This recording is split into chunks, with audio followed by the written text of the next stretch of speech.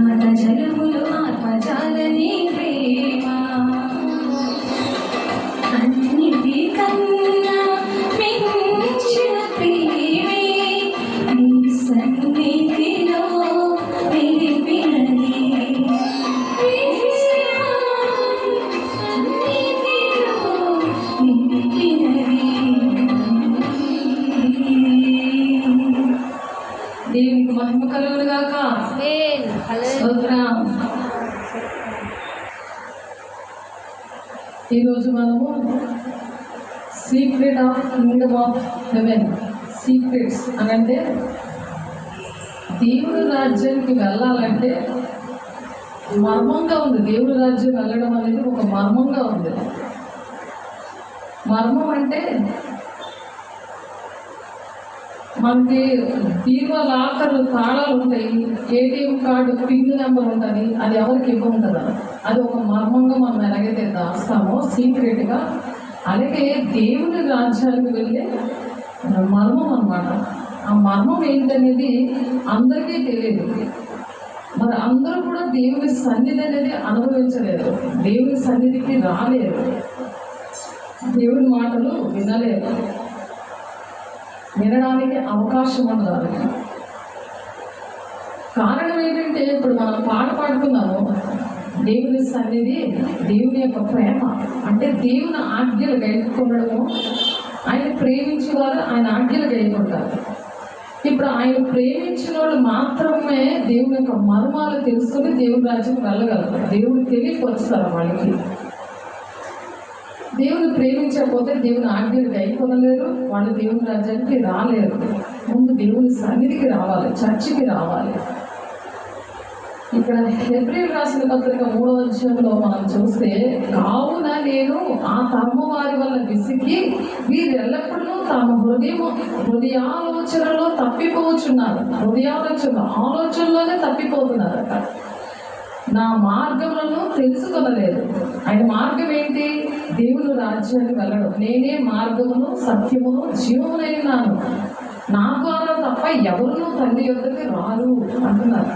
ఆ మార్గంలోని ఆలోచనలోనే తప్పిపోతున్నారు అంటే తెలుసుకోలేకపోతున్నారు. యేసయ్య తండ్రి చిత్తం ఏంటో తెలుసుకోలేకపోతున్నారు. ఆయన యుగగాలు దేవుడు మనతో ఉండాలని, మరి మొదటి రాకడ దగ్గర నుంచి ఇప్పుడు రెండవ రాకడ ఆయన వచ్చేస్తున్నాడు. ఆయన మరి ఆ విషయం తండ్రి చిత్తం ఏంటి, ఆయన హృదయంలో ఉన్న వ్యాధం ఏంటి అనేది ఎవరు అర్థం చేసుకోలేదు. కనుక నేను కోపంతో ప్రమాణం చేసినట్లు వారు నా విశ్రాంతిలో ప్రవేశింపాలని చెప్పి తిని. కాబట్టి దేవుని సన్నిధికి విశ్రాంతి దినాలే రాలేదు వాళ్ళు. అందుకనే బుధవారము శుక్రవారం మన ప్రిపరేషన్, దేవుని సన్నిధికి రావడానికి ఒక ప్రిపరేషన్ ఉంది, ఒక సిద్ధపాటు ఉంది, ఒక అర్హత ఉంది. కాబట్టి సహోదరులారా, జీవం గల దేవుని విడిచిపోవునట్టు విశ్వాసం లేని దుష్ట హృదయం, ఆ హృదయాలోచనలు ఎవరికి వస్తాయి? దుష్ట హృదయం, సాతానుడు ఆలోచనలు, టీవీలు మరి సెల్ ఫోన్లు చూసుకుంటా, వాక్యం అనేది హృదయంలో భద్రపరచకుండా, ఒక్క వాక్యం కూడా కంఠస్థ పెడితే దాని ప్రకారం నడిపిస్తుంది. ఆ వాక్యం ఏం చేస్తుంది?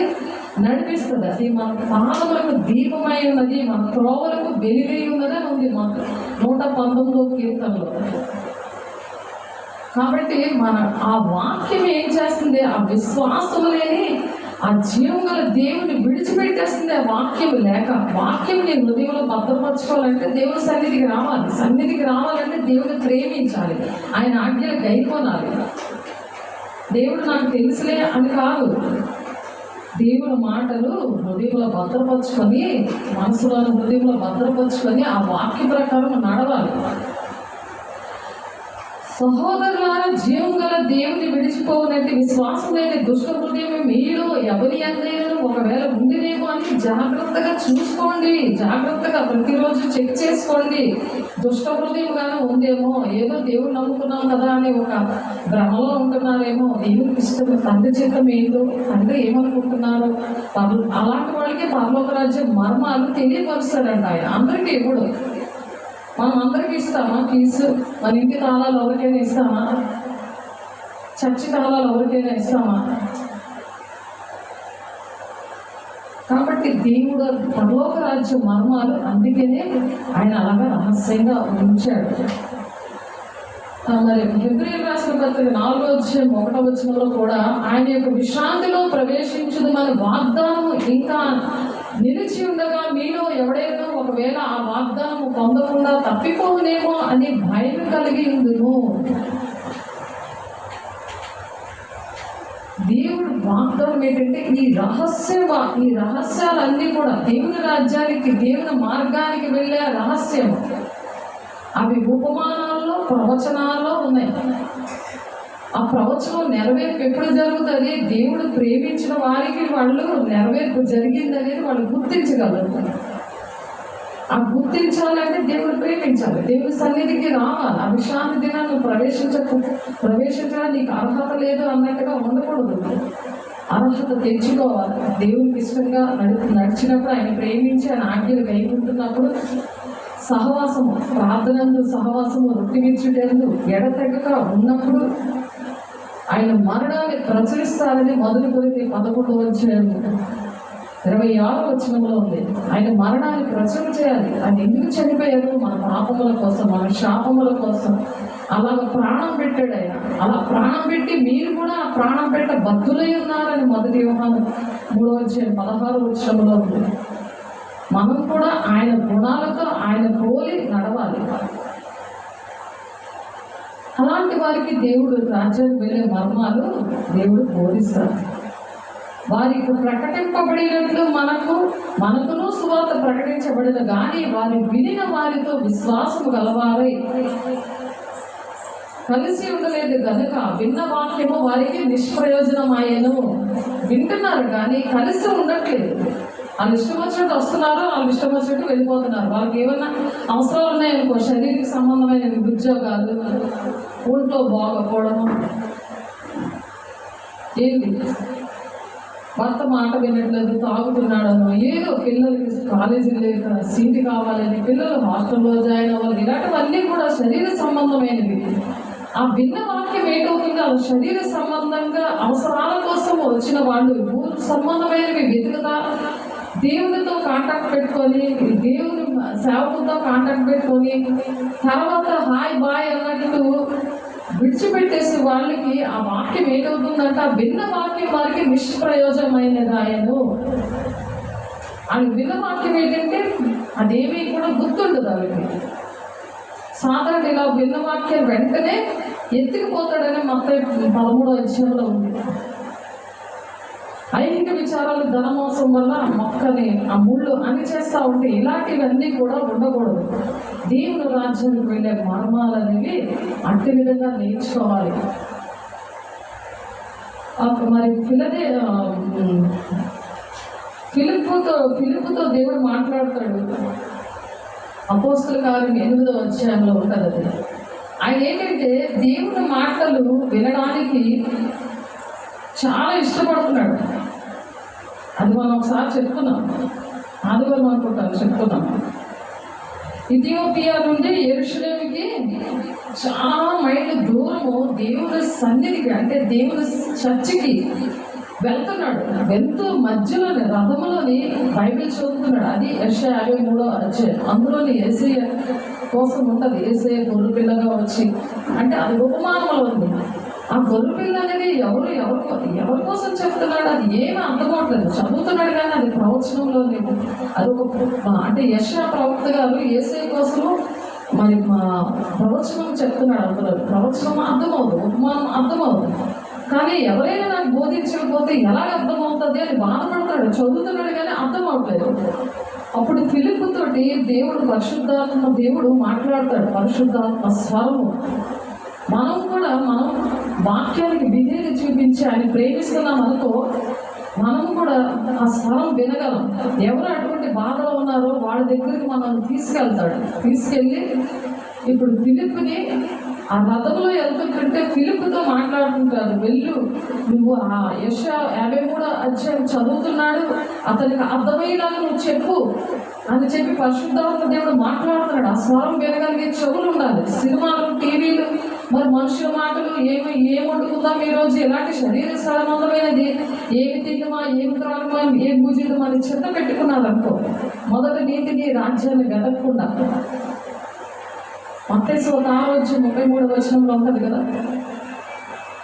అటువంటివి వెతుకుతున్నప్పుడు సాతానుడు అలా డిస్టర్బెన్స్ చేస్తాడు. ఇటువంటి అన్ని విషయాల్లో కూడా. అందుకే స్విచ్ ఆఫ్ చేసుకోవాలి దాన్ని. కాబట్టి దేవుని రాజ్యానికి వెళ్ళే మర్మము ఎలా ఉందంటే, ఆ మర్మము అనేది వినాలి, పనిచేయాలి.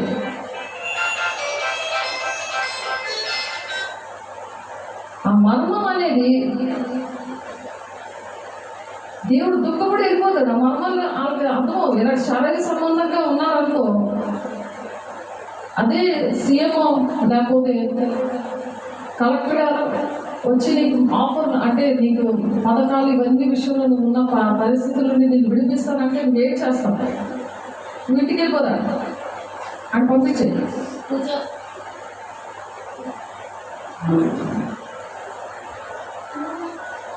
ఏం చేస్తారు అప్పుడు? ముందే చెప్పాలి. అది దేవుని సన్నిధికి వెళ్ళినప్పుడు నీ ప్రవర్తన జాగ్రత్త అనేది ప్రసంగి 5:1. దేవుని సన్నిధిలోనే మీరు బ్రతుకుతారు. వాళ్ళే దేవుని రాజ్యానికి వెళ్తారు. దేవుని రాజ్యానికి వెళ్ళాలంటే సైతాన్ని సంబంధమైన వారు. ఆ దుష్టుడు ఏంటంటే నేను విననివ్వకుండా కొన్ని ఆటంకాలు పెడతాడు. నువ్వు పరిగెడుతుంటే పెద్ద రాడ్ తెచ్చి పక్కన ముందేసేస్తాడు. ఏం చేస్తావు? అక్కడే కూర్చుండిపోతావా? పరిగెడతావా? కాబట్టి దేవుడు దుఃఖపడి వెళ్ళిపోతాడు. స్విచ్ ఆఫ్ చేయొద్దండి. మనుషులకు భయపడతావా? దేవుడు భయపడతావా? సాతాను భయపడతావా? దేవుడు భయపడతావా? అది రిపీట్ అవుతే దేవుడు దుఃఖపడి వెళ్ళిపోతాడు. నీకు ఏంటి అర్థం అవుతుంది? దేవుడు వచ్చి మాట్లాడుతున్నాడు, మనుషులు కాదు ఇక్కడ మాట్లాడుతున్నాడు. చాలాసార్లు అది రిపీట్ జరుగుతుంది. చాలాసార్లు ఆయన దుఃఖపడితే పాపక్షాపం ఉండదు. ఈ యుగం ఏదైనా రాబోయే యుగం ఏదైనా పాపక్షాపం లేదు. పరిశుద్ధాత్మ దుఃఖపరచొద్దు అని ఉంది వాక్యం. ఆయన దుఃఖపరిస్తే ఏంటి నష్టం అంటే అగ్నిగుండమే దొరుకుతుంది. ఆ మర్మాలు తెలియదు. ఇక్కడ పరిశుద్ధాత్మ దేవుడు స్వరము ద్వారా మాట్లాడుతున్నాడు. స్వరము ద్వారా మాట్లాడుతున్నాడు. ఏమని చదువుతుంటే అర్థం అవట్లేదు. ఇక్కడ నపుంసకుడికి ఐథియోపియా నుండి యెరూషలేముకి ఆరాధనకి వెళ్తున్నప్పుడు ఆ జర్నీలో కూడా టైం వేస్ట్ చేయకుండా వాక్యము వింటున్నాడు. వాక్యం చదువుతున్నాడు కానీ అక్కడ అర్థం అవట్లేదు. ఆయన అంత ఇంట్రెస్ట్గా ఉన్నాడు. ఇంట్లో వాళ్ళు ఫోన్లు చేసుకొని ఇంట్లో నేను లేట్గా వస్తాను ఇలాంటివి ఏమి మాట్లాడట్లేదు. శరీర సంబంధమైనది. అయ్యో ఇది తండ్రి చిత్తం నెరవేర్చి తండ్రి దేవుని రాజ్యానికి వెళ్ళే మర్మాలు ఇందులో ఉన్నాయి. తండ్రి నా కోసం తన సొంత కుమారుని పంపించాడు. ఆయన ప్రాణం పెడితేనే కానీ నాకు పాపక్షాపం లేదు. నేను పరిశుద్ధులుగా ఆ పాపక్షాపం వస్తేనే దేవుని రాజ్యానికి వెళ్తావు, లేకపోతే వెళ్ళవు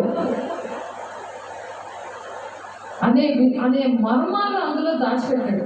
అది తెలుసుకోవాలా లేదా? తెలుసుకోకుండా ఫోన్లు చేసుకుని కూర్చుంటాము. ఒకసారి ఆలోచించు. ఆయన శరీర సంబంధంగా లేడు. శరీర సంబంధులు దేవుని రాజ్యానికి వెళ్ళరు. శరీరానుసార్లు దేవుని సంతోష పెట్టలేరు. ధర్మశాస్త్రం లోబడలేరు. లోబడ నేరలు దేవుని సంతోష పెట్టలేరు అని ఉంది. రోమా 8:5-6-7 మనం దేవుని సంతోష పెడితేనే నీ హృదయవాంఛను తీరుస్తాను అంటున్నాడు. కీర్తన 37:4 మొదటి మన 3:21 ఆయన ఇష్టమైన నువ్వు చేస్తే నీకు ఏది అడిగితే అది ఇస్తాను అంటున్నాడు. ఎందుకు మనుషుల మాటలు? దేవుడు ఇస్తాను అంటున్నాడు. అన్ని ఆయన అన్యాస్తాడా? సింహం పిల్లలు ఆకలి ఉంటారు కానీ నా బిడ్డలు ఆకలి కొందరు అని ఉన్నారు. ఎందుకు దేవుని మాటలు త్రోసేస్తున్నారు? దేవుని రాజ్యం మీద భూ సంబంధమైన ఆయన ఇష్టపడుతున్నాడు. ఆయన చేస్తానన్నాడు. కాబట్టి పరలోక సంబంధమైన విషయాలు ఎవరు చెప్పరు. ఎవరు చెప్తారంటే దేవుని రాజ్యానికి వెళ్ళడానికి ఇష్టపడిన వాళ్ళు, సమస్తాన్ని పెంటగా ఎంచుకొని గురి ఎద్దుకి పరిగెట్టిన వాళ్ళు, శ్రమైన ఖడ్గమైన హింసైన ఉపద్రవమైన నీ ప్రేమ నుండి ఎడబాపున అన్నవాళ్ళు, అలాగ నడిచిన వాళ్ళు వెళ్తారు. అలాగ ఆలోచించడమే కాదు, నడవాలి. అది దేవుడు చూస్తాడు. 139 కీర్తన 1, 2, 3 నువ్వు కూర్చుండడము, నువ్వు లెగడము నేను చూస్తున్నాను అంటున్నాడు. సీసీ కెమెరా ఆయన చూస్తుంటే నువ్వు వచ్చినా వేస్టే, చర్చికి వచ్చినా వేస్టే, ఎంత చేసినా వేస్టే, ఎంత పరిచయం చేయవు, ఎంత దశభాగాలు కానుకలు ఏది ఇచ్చినా వేస్టే. చాలాసార్లు ఈ మాటలు చెప్పడం అయింది. దేవుడు దుఃఖపడితే మనం బ్రతకలేము. అది సేవకులు ఏమనుకుంటున్నారు, సేవకులు ప్రేమిస్తున్నారు అలా చూసి మీరు అలా చేయకూడదు. దేవుడు దుఃఖపడితే నాలో ఏసే ఉంటే మరి దుఃఖపడి వెళ్ళిపోతాడు. నేను మామూలు మాటలు వస్తాయి కదా, దేవుడు మాటలు రావు. అప్పుడు ఎవరికి నష్టము? మళ్ళీ ఈ అవకాశం మళ్ళీ దేవుడు ఇవ్వరు. ఆ విషయాలు మళ్ళీ మనకు బోధపడవు. ఆ యెషయా 53వ అధ్యాయంలో గొర్రెపిల్ల అనే ఆ గొర్రెపిల్లకి అర్థమేటో తెలియదు, అది యేసయ్య ఉపమాన రీతిలో ఉంది. కాబట్టి ఆ విషయాలన్నీ కూడా శరీరానుసారంగా ఆయన లేడు కాబట్టి ఆయనకి ఆ పరలోక సంబంధమైన విషయాలన్నీ కూడా ఆ వాక్యం అనే దేవుడిని పట్టుకోవడానికి, పరిచయం చేయడానికి దేవుడు డైరెక్ట్గా ఆయనకి బోధించట్లేదు. మధ్యవర్తిగా ఎవరు పెట్టారు? ఫిలిప్పు గారిని పెట్టాడు. ఫిలిప్పు కూడా పరిశుద్ధాత్మతో నింపబడ్డాడు కాబట్టి ఆ పరిశుద్ధాత్మ యొక్క స్వరం వినగలిగి ఎదుటి మనిషికి హత్య చేయగలిగి ఉన్నాడు. అలాగే మనము కూడా విని పరిశుద్ధాత్మ స్వరము విని ఇంట్లో వాళ్ళు బాగు చేసుకోవాలి. ఆడ వినకపోతే ఇరుగు పొరుగులు బాగు చేసుకోవాలి. ఆడ వినకపోతే సంగమంలో వాళ్ళు బాగు చేయాలి. నువ్వు ఎక్కడ పనికి వెళ్తావో అక్కడ ఎక్కడ అడుగు పెడతావో వాళ్ళని బాగు చేయడానికి దేవుని స్వరం వినగలిగే చెవులు కావాలి. ఆ చెవులు లేకపోతే చెవుల్లో శంఖ ముద్ర సరే వీడు వినడం అని అంటారు కదా. చెవులో శంఖ ముక్తి ఎలా ఉంటుంది?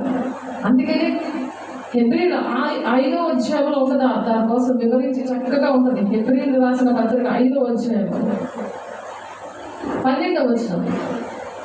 ఎప్పుడైతే జ్ఞానేంద్రియాలు లేవో వాళ్ళకి దేవుని రాజ్యానికి వెళ్ళే మర్మాలు అర్థమవ్వవు. అర్థమవ్వాలా లేదా చెప్పు? అర్థమవ్వాలి కదా. అర్థమవ్వాలంటే మరి అంత జాగ్రత్త కూర్చోవాలి. ఏహలోకి సంబంధమైనవే ఏ ఎమ్మెల్యే వచ్చినా, ఏ సీఎం వచ్చినా, ఎవరు వచ్చినా సరే ఎంత జనాలు మూగిపోయి ఎంత ఎలాగ ఎగబడతారు. సినిమా యాక్టర్ వచ్చినా మరి వాళ్ళందరినీ పుట్టించిన ఆయన వచ్చాడు ఇక్కడికి దేవదూతల సమూహంతో. మరి ఎలా ఒళ్ళు దగ్గర పెట్టుకుని ఉండాలి. దానికి పనిష్మెంట్ కూడా ఉంటుంది. జీవగ్రంథంలో రాసేస్తారు. ఆయన దుఃఖపెడితే పాపక్షాపం లేదని అనేకమైన చోట్ల ఉన్నాయి. ఈ యుగం ఏదైనా రాబోయే యుగం ఉందైనా పాపక్షాపం లేదు అని ఉంది.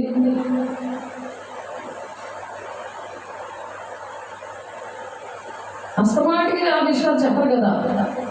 అవే విషయాలు చెప్తుంటే అసలు విషయం వెనక్కి వెళ్ళిపోతుంది, లేట్ అవుతుంది. ఒక వాక్యం చెప్పినప్పుడు అది కంఠస్థ పెట్టుకోవాలి. అది ఒక భయము, వాక్యము నిన్ను బ్రతికిస్తుందని ఉంది.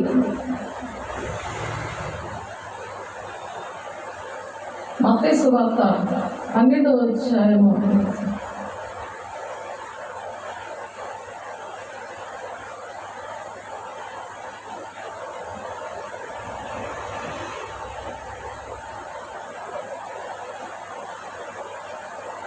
31వ వచనం.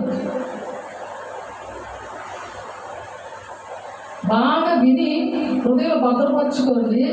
ఇంకొకసారి ఆ పొరపాటు జరగకూడదు. జరిగితే ఏం ప్రమాదమో అప్పుడు చదువుతున్నాను నేను. ఆ వాక్యమే దేవుడే ఉన్నాడు. ఆ వాక్యం ఒంట్లో ఉంటే దేవుడు ఉన్నాడు, లేకపోతే దేవుడు ఉన్నాడు. దెయ్యం ఉండి మళ్ళీ అదే తప్పు చేస్తుంది. దాన్నే కుక్క హృదయం అంటారు, పంది హృదయం. అదేం చేస్తుంది? ఎంత కడిగినా సరే వాక్యంతో చక్కగా కడిగితే అదే మళ్ళీ భూత పండుగ అదే చేస్తుంది. మళ్ళీ కక్కిందే తింటా ఉంటుంది. ఆ హృదయం కుక్కలు, మాంత్రికులు, వీళ్ళందరూ కూడా వ్యభిచారులు, విగ్రహారాధికులు దేవుని రాజ్యానికి వెళ్ళడానికి వాక్యం ఉంది. కుక్కలు అంటే కుక్కలని అర్థం కాదు. కుక్క హృదయము అంటే చెప్పింది చెప్పించుకొని చేసిన తప్పే చేయడం అన్నమాట. కాబట్టి ఈ వాక్యం జాగ్రత్తగా హృదయంలోని గట్టిగా ముద్రించుకోండి.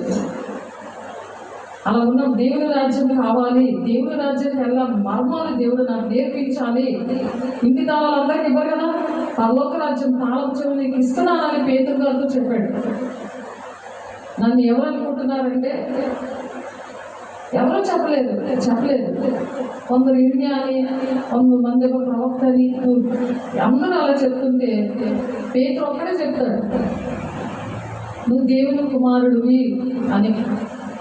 నువ్వు దేవుని ఆత్మతో, యెహోవా యొక్క ఆత్మతోనే ఈ మాట చెప్పేవే కానీ నీ అంతా నువ్వు చెప్పలేదు అంటాడు. తెలుసా? అప్పుడు దేవుడు అంటాడు, నీకు పాతాళ లోకపు తాళపు చెవులు నీకు ఇస్తున్నాను. పేతురంటే దానికి అర్థం ఏంటి? రాయి. నీ ద్వారా నేను సంఘాన్ని కడతాను. తెలిసిందా? దేవుని యొక్క ఆశీర్వాదాలు అవి శాశ్వత కాలం ఉండేవి, ఎవరు దొంగలించలేనివి. అటువంటి ఆశీర్వాదాలు పొందుకుంటారు వింటే. మత్తయి సువార్త 12వ అధ్యాయం 31వ వచనం. కాబట్టి నేను మీతో చెప్పినది ఏమనగా, మనుషులు చేయ ప్రతి పాపమును కడుగొట్టు. మనుషులు చేయి ప్రతి పాపము, వాటర్ ఉంది కదా తీసుకో,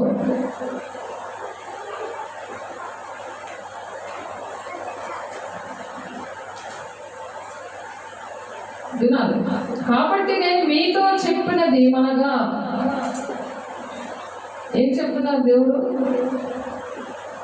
కాబట్టి నేను మీతో చెప్పినది ఏమనగా, మనుషులు చేయి ప్రతి పాపము, ఎవరి పాపము?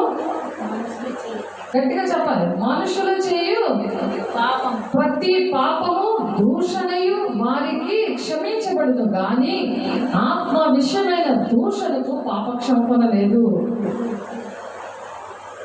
దేవుని మాటలు నిర్లక్ష్య పడితే దేవుడు దుఃఖపెట్టినట్టు. కాబట్టి నేను మీతో చెప్పిన దేవనగా, మనుషులు చేయ ప్రతి పాపమును దోషమును వారికి, మనుషులు ఎవరైనా చేస్తే వాళ్ళు ఏ పాపం చేసినా, ఎవరైనా దూషణ మాట్లాడినా వారికి క్షమించబడతారు, కానీ ఆత్మ విషయమైన దూషణకు పాప క్షమాపణ లేదు. మనుష్య కుమారునికి విరోధముగా మాట్లాడు వారికి పాపక్షమాపణ కలుగదు, కానీ విరోధంగా మాట్లాడడం అంటే పరిశుద్ధాత్మ దేవుడు ఇక్కడ మాట్లాడుతుంటే, దేవుడు ఇక్కడ మాట్లాడుతుంటే నువ్వు ఇంకొకరితో మాట్లాడకూడదు. అర్థమవుతుందా?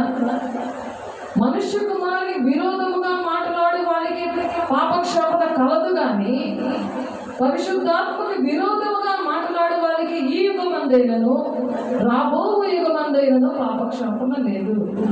అది పాపక్షమాపణ లేదు అంటే నరకం ఉంటుంది, అది వచ్చి కూర్చున్నా వేసే ఉంటుంది. అందుకనే దేవుడితో డైరెక్ట్గా మాట్లాడుతున్నప్పుడు దేవుడి రాజ్యాన్ని వెళ్ళిన వాళ్ళు పొద్దునందే.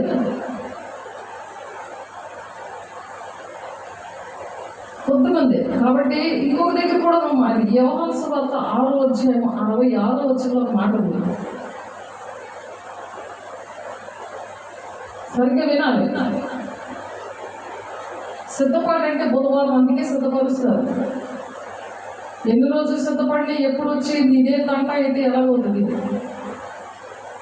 అప్పటి నుండి ఆయన శిష్యులు అనేకులు వెలికి తీసి మరి ఎన్నడూ ఆయనను వెంబడించలేదు. ఆయన శిష్యులు వెంబడించలేదు. ఎందుకంటే దేవుని రాజ్యానికి వెళ్ళే మర్మాలు అనేవి, దేవుని యొక్క వాక్యం అనేది చాలా కఠినంగా ఉంటుంది. ఆశీర్వాదకరంగానే నీకు డబ్బులు కూడా వస్తే దేవుడిని నమ్ముకుంటే మంచి ఇల్లులు కట్టుకుంటావు, అన్ని శరీరానుసారాలు బాధ కాదు. స్వస్థత వరాలు, అన్ని వరాలు వస్తే నీకు స్వస్థతలు చేస్తుంటే, నువ్వు ప్రవచిస్తుంటే, దర్శనాలు చూస్తుంటే నీకు చాలా మంది మెచ్చుకొని నేను అందరూ ఇష్టపడతారు, అహంకారం వచ్చేస్తుంది వాళ్ళకి. అందుకనే వాళ్ళు అక్రమం చేయవాళ్ళు పొట్టి అన్నాడు దేవుడు. మీరు ఎవరో నాకు తెలియదు అన్నాడు మత్తయి సువార్త 7వ అధ్యాయం 21-23 వచనాల్లో ఉంటుంది. ప్రభా పిలిచిన వాడు దేవుని రాజ్యాన్ని ప్రవేశించడు, కానీ తండ్రి చిత్తాన్ని నెరవేర్చిన వాడే దేవుని రాజ్యానికి వెళ్తాడు. తండ్రి చిత్తం ఏంటంటే ఆయన కొన్ని మర్మాలు దాచాడు. యుగాలు దేవుడు మనుషులతో ఉండడానికి ఇష్టం లేదా? దేవుడితో యుగాలు ఉండడానికి ఇష్టం లేదా? మనుషులతో ఇక్కడ ఉండకూడదా? అంత ఎందుకు మాట్లాడరా? దేవుడు సరిగ్గా వచ్చి మాట్లాడకూడదు.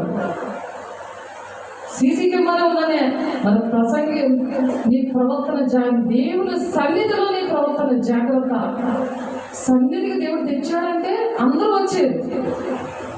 దాని హెబ్రీ 3వ అధ్యాయంలో చదివాము, 4వ అధ్యాయంలో చదివాము కదా. దేవుడు విశ్రాంతి దినాల్లో వాళ్ళకి ప్రవేశం లేకుండా చేశాడు. వాళ్ళ మాట వినలేదు కాబట్టి, దేవుడు కోపం తెప్పించారు కాబట్టి. ఒక అర్హత ఉంది దేవుడు సన్నిధికి రావడానికి. అంత అర్హత ఇచ్చి దేవుడు ప్రేమించినప్పుడు మనం దేవుడి మాట వినాలి. ఎందుకు వినాలి? తండ్రి చిత్తం ఏంటి? దేవుడి రాజ్యంలోని యుగగాలు తండ్రితో దేవుడితో మనం ఉండాలని దేవుడు ఆశపడుతున్నాడు. ఉందా? కావాలన్నప్పుడు ఎలా ఉండాలి? ఒళ్ళ దగ్గర స్విచ్ ఆఫ్ చేసేయాలి. మాట్లాడకూడదు. నేను దేవుని సన్నిధిలో ఉన్నప్పుడు ఫోన్ చేయడానికి లేదు. నేను ఇంట్లో చెప్పొచ్చాను, నాకు ఫోన్ రావడానికి లేదు.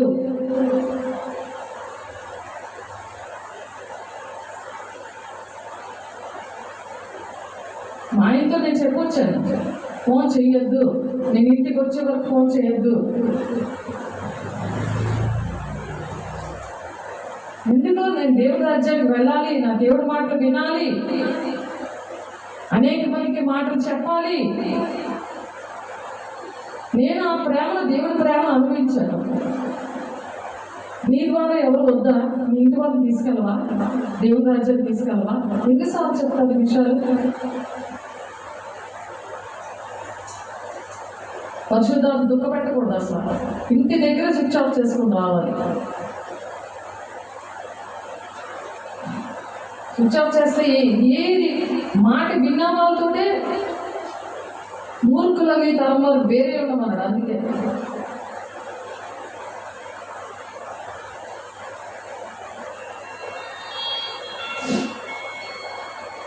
ఎందుకు పాపక్షమం ఉండదు మనకి. ఎంత ఏడ్చినా పాపక్షమం ఉండదు. ఎందుకు బాధ? దేవుడు భయపడతాం, మనుషులు భయపడతాం. చెప్పు, గట్టిగా చెప్పు. దేవుడికి భయపడతాం మనం, దేవుని పిల్లలము.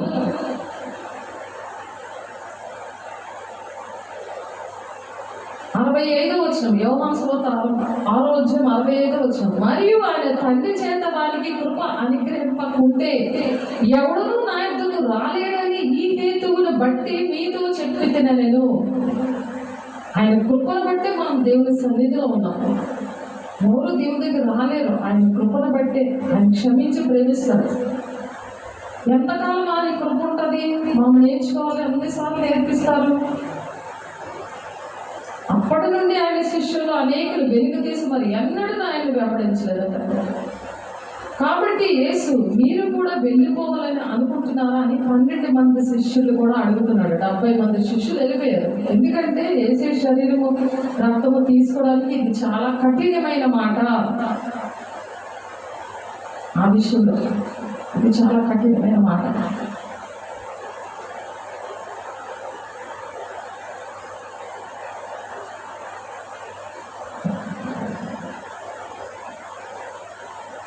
దేవుని శరీరం రక్తము విషయంలో అదే వాక్యమే ఉన్నది. భౌతికంగా తీసుకున్నాము, ఆత్మీయంగా విప్పబడిన వాక్యం ఒకటి ఉంది. అందులోనే ఈ మర్మాలు ఉన్నాయి. దేవుని రాజ్యం వెళ్ళే మర్మాలన్నీ అందులో ఉన్నాయి. అది నూతన నిబంధనలో ప్రకటన గ్రంథము, ప్రవచన గ్రంథం అన్నమాట. మర్మములు ఉండే గ్రంథం. అది ఎవరికీ తెలియదు. ఎవరికి తెలుస్తుంది? దేవుని మాట విని ఆయన ఆజ్ఞలు గైకున్న వారిని 1000 తరాల వరకు దీవిస్తారన్నాడు కదా. ఆ దీవెనే ఇది. ఆ దీవెనలు ఉంటేనే దేవుని రాజ్యం వెళ్ళగలరు. అనేక మంది చెప్పగలరు. చెప్పకపోతే రేపు పొద్దున వాళ్ళు అడుగుతారు, నాకెందుకు చెప్పలేదని. ఇంటోళ్ళు అడుగుతారు, నీతో ఉన్నవాళ్ళు, నీ పరిచయస్తులు అందరూ కూడా అడుగుతారు, బంధువులు అడుగుతారు, నాకెందుకు చెప్పలేదు, నువ్వే దేవుని రాజ్యానికి వెళ్ళిపోతావా? దేవుడు కూడా అడుగుతాడు, నువ్వెందుకు చెప్పలేదని. వాళ్ళు విన్నా వినకపోయినా చెప్పు అని హెస్కేల్ 2వ అధ్యాయంలో హెస్కేల్తో దేవుడు చెప్తుంటాడు.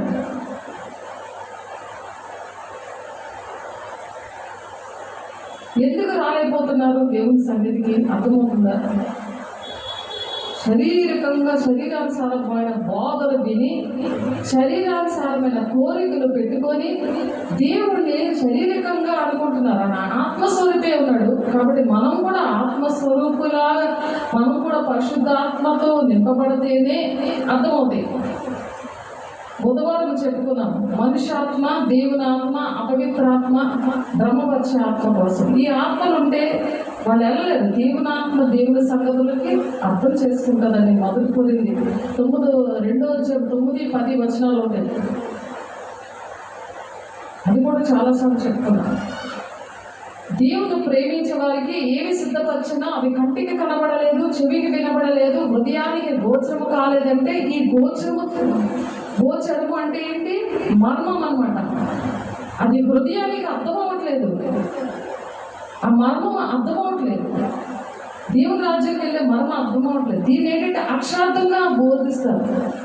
ఏదైనా శారీరకంగా ఏమైనా ఆశీర్వాదాలు వచ్చాయనుకో, దేవుడు చూడండి, మన కంటికి కనబడలేదు, చెవికి వినబడలేదు, హృదయానికి గోచరం అవ్వలేదంట. దేవుడు మనకు తెలియకుండానే ఆశీర్వాదాలు మన దగ్గరకు వచ్చేసాయి. మంచి అబ్బాయిని నేను పెళ్లి చేసుకున్నాం, మంచి లాటరీ టికెట్ దొరికింది, మంచి బండి కొనుక్కున్నాం, ఈ ఇల్లు అలా కొట్టేసుకున్నాం, మీరు మళ్ళీ కట్టిస్తారంటే అది ఈ వాక్యం పెడతారు అక్కడ, అలా బోధిస్తుంటారు. ఎందుకంటే మనుష్యాత్మ మనుష్యుల సంగతులు అర్థమవుతాయి కదా. లౌకికాత్మ లోకానుసారంగానే అది బోధిస్తూ ఉంటారు. మనం ఏ ఆత్మ కలిగి ఉన్నాం? శారీరకంగా ఈ భూలోకంలోనే ఉండే నరకానికి వెళ్ళిపోతామా? దేవుని మర్మాలు తెలుసుకుంటామా? ఇక్కడ ఫిలిప్ ఏంటంటే దేవుని మర్మాలు తెలుసుకున్నాడు కాబట్టి అప్పుడు ఆ నపుంసకుడు ఇథియోపియా దగ్గర నుంచి యెరూషలేము చర్చికి ఆలయానికి వెళ్తున్నప్పుడు మధ్యలో రథం మీద ప్రయాణంలో ఉంటూ అది ఆ ప్రవచన గ్రంథాన్ని చదువుతుంటుంటే ఆ ప్రవక్త రాశాడు యెషయా గారు తండ్రి చిత్తం ఏంటి అనే విషయాలు. అంటే హృదయంలో ఉన్న బాధ ఏంటి, మనుషుల కోసం నేను ప్రాణం పెట్టాలి, నా పిల్లల విషయంలో నా పరిశుద్ధ రక్తం ద్వారా వాళ్ళకి పాపక్షామం వస్తుంది, నన్ను పోలు నడవండి, నేను ఎలాగైతే మిమ్మల్ని ప్రేమించానో మీరు కూడా ఎన్ని శ్రమలైనా మీరు ఎంత త్యాగమైనా నేను ఎలా త్యాగం చేసానో మహిమలంతటిని ఈడ్చిపెట్టి మన కోసం మరి భూలోకానికి వచ్చి ఆ పశుల భాగంలో జన్మించాడు, ఎలాగైతే త్యాగం చేశాడో, ఎలాగైతే తగ్గించుకున్నాడో, ఎలాగైతే దీన మనస్సుతో ఉన్నాడో అలాగ మనము కూడా శ్రమలు అనుభవించి దేవుని పిల్లల్ని రక్షించాలి. అప్పుడే మనకు రక్షణ. అంతవరకు సహించబడే రక్షణ పొందుకుంటాడు అని చెప్తున్నారు. అపోస్తలుల కార్యం 8వ అధ్యాయం 26వ వచనం నుండి 40 వచనాల్లో ఈ మాట ఉంటుంది. ఇంటికి వెళ్ళి చదువుకోండి, చక్కగా అర్థమవుతుంది.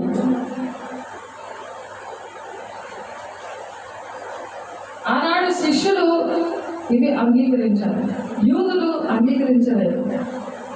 వాళ్ళు మోషే ధర్మశాస్త్ర ప్రకారం నడుచుకుంటా వచ్చారే తప్ప ఆయన అర్థం చేసుకోలేదు, ఆయన రిజెక్ట్ చేశారు. ప్రతి దానికి కూడా ధర్మశాస్త్రం ప్రకారం నడవట్లేదు, యేసయ్యే నడవట్లేదు అని నిందలు వేశారు. దేవుడి సేవకుల మీద నిందలేస్తుంటారు. అందుకనే వాళ్ళకి అర్థం కాక, వాక్యం అర్థం కాక, మా అబ్బాయికి పోలేదు, మా అబ్బాయి చదువు ఫెయిల్ అయిపోయాడు, మా అబ్బాయికి ఉద్యోగం లేదు, ఇలాంటివన్నీ కూడా ప్రేయర్ లిస్ట్లో పెట్టి దానికేమో ఆన్సర్లు రాలేదు, అందుకని నేను చర్చికి రాను, దేవుని డబ్బులు ఇవ్వను, ఇవి ఇలాగ అర్థం చేసుకున్నారు. ఎందుకంటే ఆనాడు శాస్త్ర పరిశీలి ఆత్మలు అనమాట ఏళ్ళలో దూరి అటువంటి బోధలు విని యూట్యూబ్లోని ఇష్టం వచ్చిన చర్చలు తిరుక్కొని బాధ రాగానే మళ్ళీ ఇక్కడికే రావడం. మొక్కుకుంటారు కదా, తిరుపతికి వెళ్ళడానికి మొక్కుకుంటారు చూడు, పని అవుతే ఇస్తారు, లేకపోతే లేదు, అలా ఉంటుంది. దేవుడి ప్రేమ ఎప్పుడు మొదలగే ఉండాలి, నిర్లక్ష్యంగా ఉండకూడదు, భయం కలిగి ఉండాలి. ఎందుకంటే అగ్ని జ్వాల వంటి ఆత్మతో ఉన్నాడు ఆయన, అగ్ని వంటి దేవుడు. నా మాటలు అగ్ని వంటివి కాదా, బండను బద్దలు కొట్టి సుత్తి వంటివి కాదా అంటున్నాడు. హృదయమైన బండను పగలగొడతాడు ఆయన. ఆ పాపంలో శాపంలో ఉన్న బండల వాక్యం ద్వారా పగలగొడతాడు. ఆ వాక్యము విషయంలోనే ఆ నపుంసకుడు ఆశపడ్డాడు కాబట్టి తండ్రి చిత్తాన్ని నెరవేర్చడానికి ఇష్టపడ్డాడు.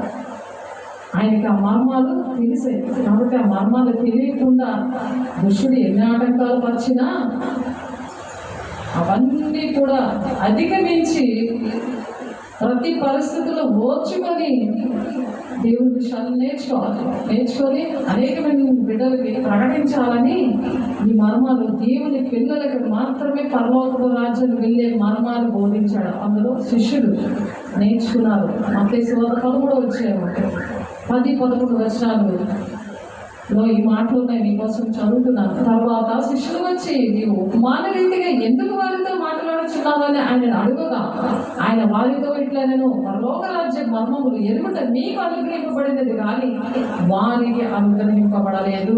ఎవరు వారికి అనుగ్రహింపబడలేదు? యూదులు. దేవుని మాటలు వినకుండా దేవుని రిజెక్ట్ చేసి దేవుని వెంట వేరెత్తి చూపించి దేవుని బాధ పెట్టి హింస పెట్టి సిలువ వేసిన వాడు. అటువంటి ప్రజలుగా ఉన్నామా?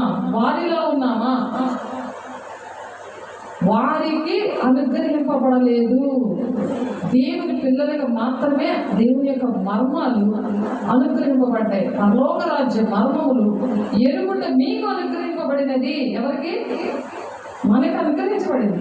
వారికి అంటే రాలేని వాళ్ళకి శరీర సంబంధమైన వాంటింగ్స్ దేవుని దగ్గర నుండి కావాలి, సేవకుల దగ్గర నుండి కావాలి. వచ్చి వాళ్ళ ఇంటికి వచ్చి ప్రార్థనలు చేయాలి. కానీ ఎంత వాక్యం చెప్పినా వినే పరిస్థితి లేదు. శరీరానుసారమైన బోధన చర్చలకే పరిగెట్టేస్తుంటారు. పెద్ద చర్చలు, జనాలున్న చర్చలు కావాలి. ఎందుకంటే సమాధి చేసినప్పుడు బోడు మంది వచ్చి సమాధి చేయాలి. పెళ్ళిళ్ళు అయితే బోడు మంది రావాలి. ఇహలోక సంబంధం ఏంటి ఆశపడతారు. దేవుడు ప్రేమించినప్పుడు నీకు అనేక మందిని దేవుడు ఇస్తారు. యెషయా 6వ అధ్యాయంలో ఉన్నదమ్మా, యెషయా 60వ అధ్యాయం. ఒక మనిషిని 1000 మందిగా చేస్తాడంట. అలాగా ఒక 1000 మంది ఉన్నట్టు లెక్క. మనం దేవుని బిడ్డగా ఉంటే మనం ఎక్కడ నిలబడ్డా 1000 మంది వస్తారు అక్కడికి. దేవుడు తీసుకొస్తాడు తెలుసా. శిష్యులు 12 మంది ఉన్నారు. కానీ అందులో యేసయ్యతోనే ఉంటూ యేసయ్యని అప్పగించేశాడు. వాడు సాతాను ఉంది అక్కడ. ఇందాక చదువుతున్నాను, ఆ మాట చదవలేదు. యోహాను సువార్త 6వ అధ్యాయంలో 66వ వచనం ఆ కింద ఉన్నది. ఆ కింద వచనాలు, మిగిలిన వాళ్ళు మీరు కూడా వెళ్ళిపోతారంటే నీవు నిత్య జీవ మాట గలవాడము యేసయ్యా, మళ్ళీ మేము ఎక్కడికి వెళ్ళిపోతాము?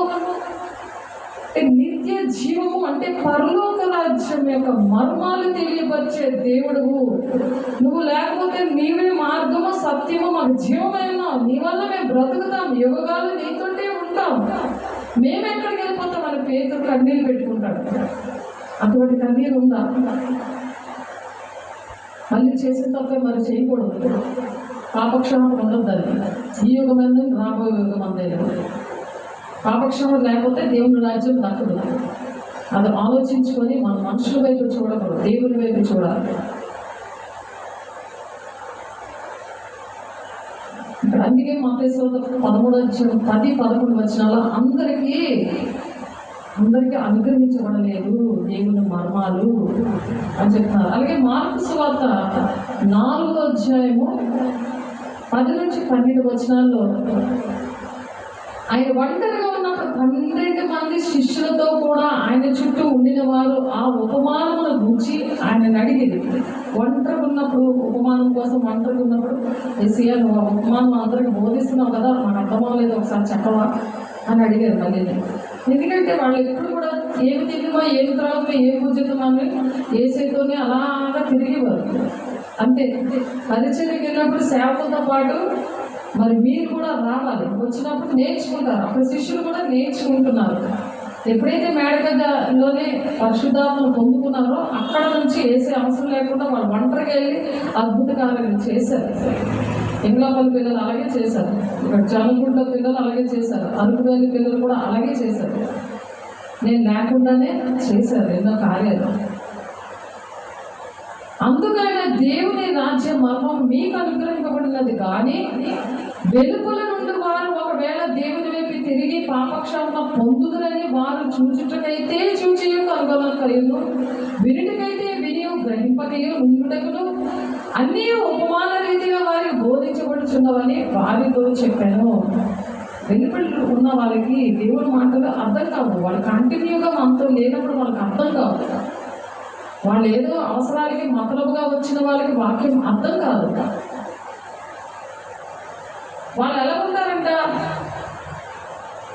హెబ్రీలు 1వ అధ్యాయం 5వ అధ్యాయం ఇందాక తీయడం జరిగింది. మరి ఇష్టమైన చదివితే మళ్ళీ వాక్యము పరిశుద్ధాత్మ దేవుడు మళ్ళీ మాట్లాడుతున్నాడు ప్రేమించి.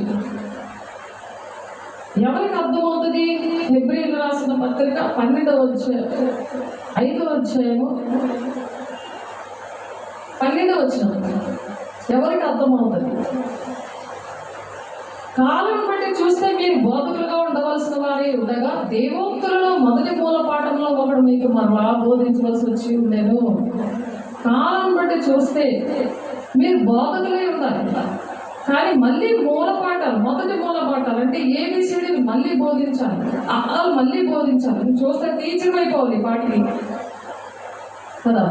టీచర్ అయిపోవలసిన వాళ్ళు ఇన్నిసార్లు చెప్తున్నప్పుడు టీచర్ అయిపోవాలి అంటే నువ్వు నేర్చుకొని నీ ఇంటోళ్ళకి మరి ఇరుగు పొరుగులకి ఎక్కడ పని చేస్తున్నావు అక్కడికి మళ్ళీ టైం చూసుకొని మరి ఏ ప్రాంతానికి వెళ్ళమని దేవుడు ప్రేరేపిస్తున్నాడు, ఎవరికి చెప్పాలి, ఎవరు వినకుండా ఉన్నారు వాళ్ళ దగ్గరికి వెళ్ళి ఆ విషయాలు చెప్పాలి.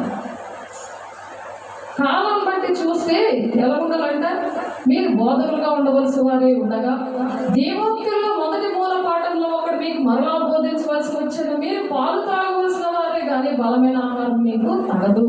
అంటే వాక్యం ఈ ప్రకటన గ్రంథము దేవుని యొక్క హృదయంలో ఉన్న వేదన, తండ్రి చిత్తము ఏంటి, తండ్రి చిత్తం ఏంటి, యుగకాలాలు దేవునితో ఉండాలని ఆశ.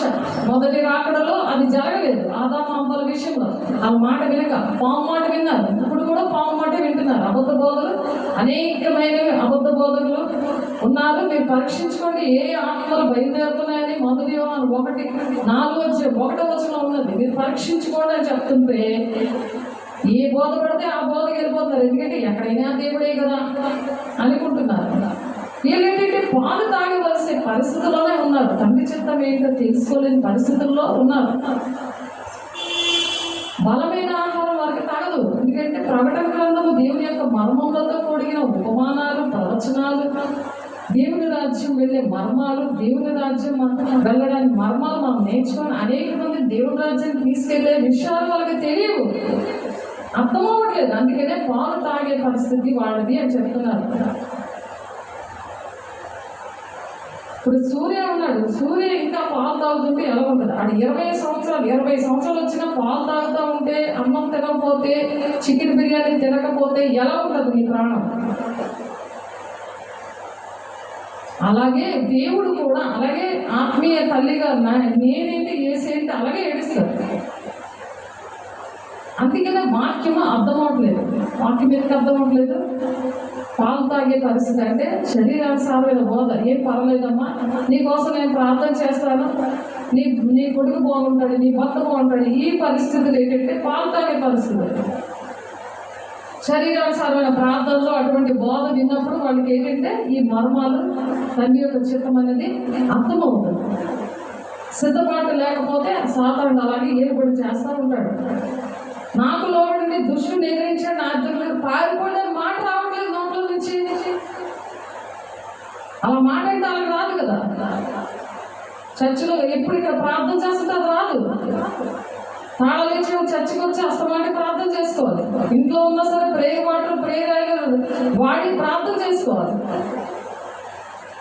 లోపడాలి. నాకు లోపడండి. దేవుడికి ఏ విషయంలో లోపడకుండా దేవుని గాయపడే పనులు, దేవుని దుఃఖపెట్టే పనులు చేస్తున్నారు. అది లోబడినప్పుడు ఈ వాక్యం అర్థమవుద్ది, మర్మాలు అర్థమవుద్ది.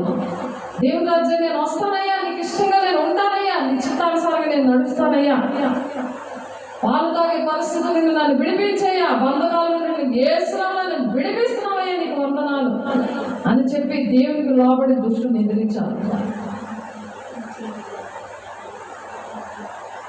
కాలంలో బట్టి చూస్తే మీరు బోధకులుగా ఉండవలసి ఉండగా దేవోక్తుల్లో మొదటి మూల పాఠాలు ఒకటి మీకు మరలా బోధించవలసి వచ్చింది. రిపీట్ చెప్పవలసి వస్తుంది ఇవే మాటలు.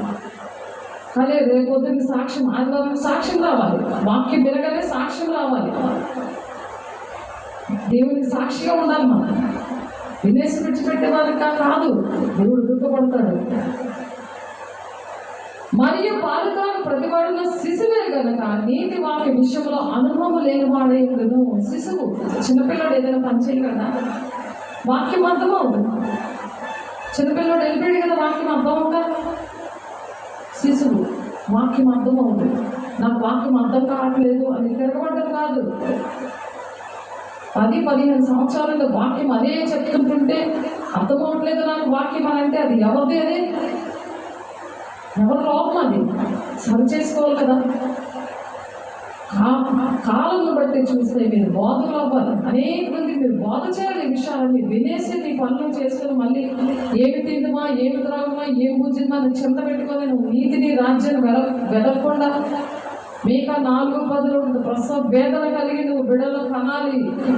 శత్రువు నుండి నేను విడిపిస్తాడు. అప్పుడు శత్రువైన సాతాను ఈ వైపు చూడడు, చూడడానికి అర్హత ఉండదు.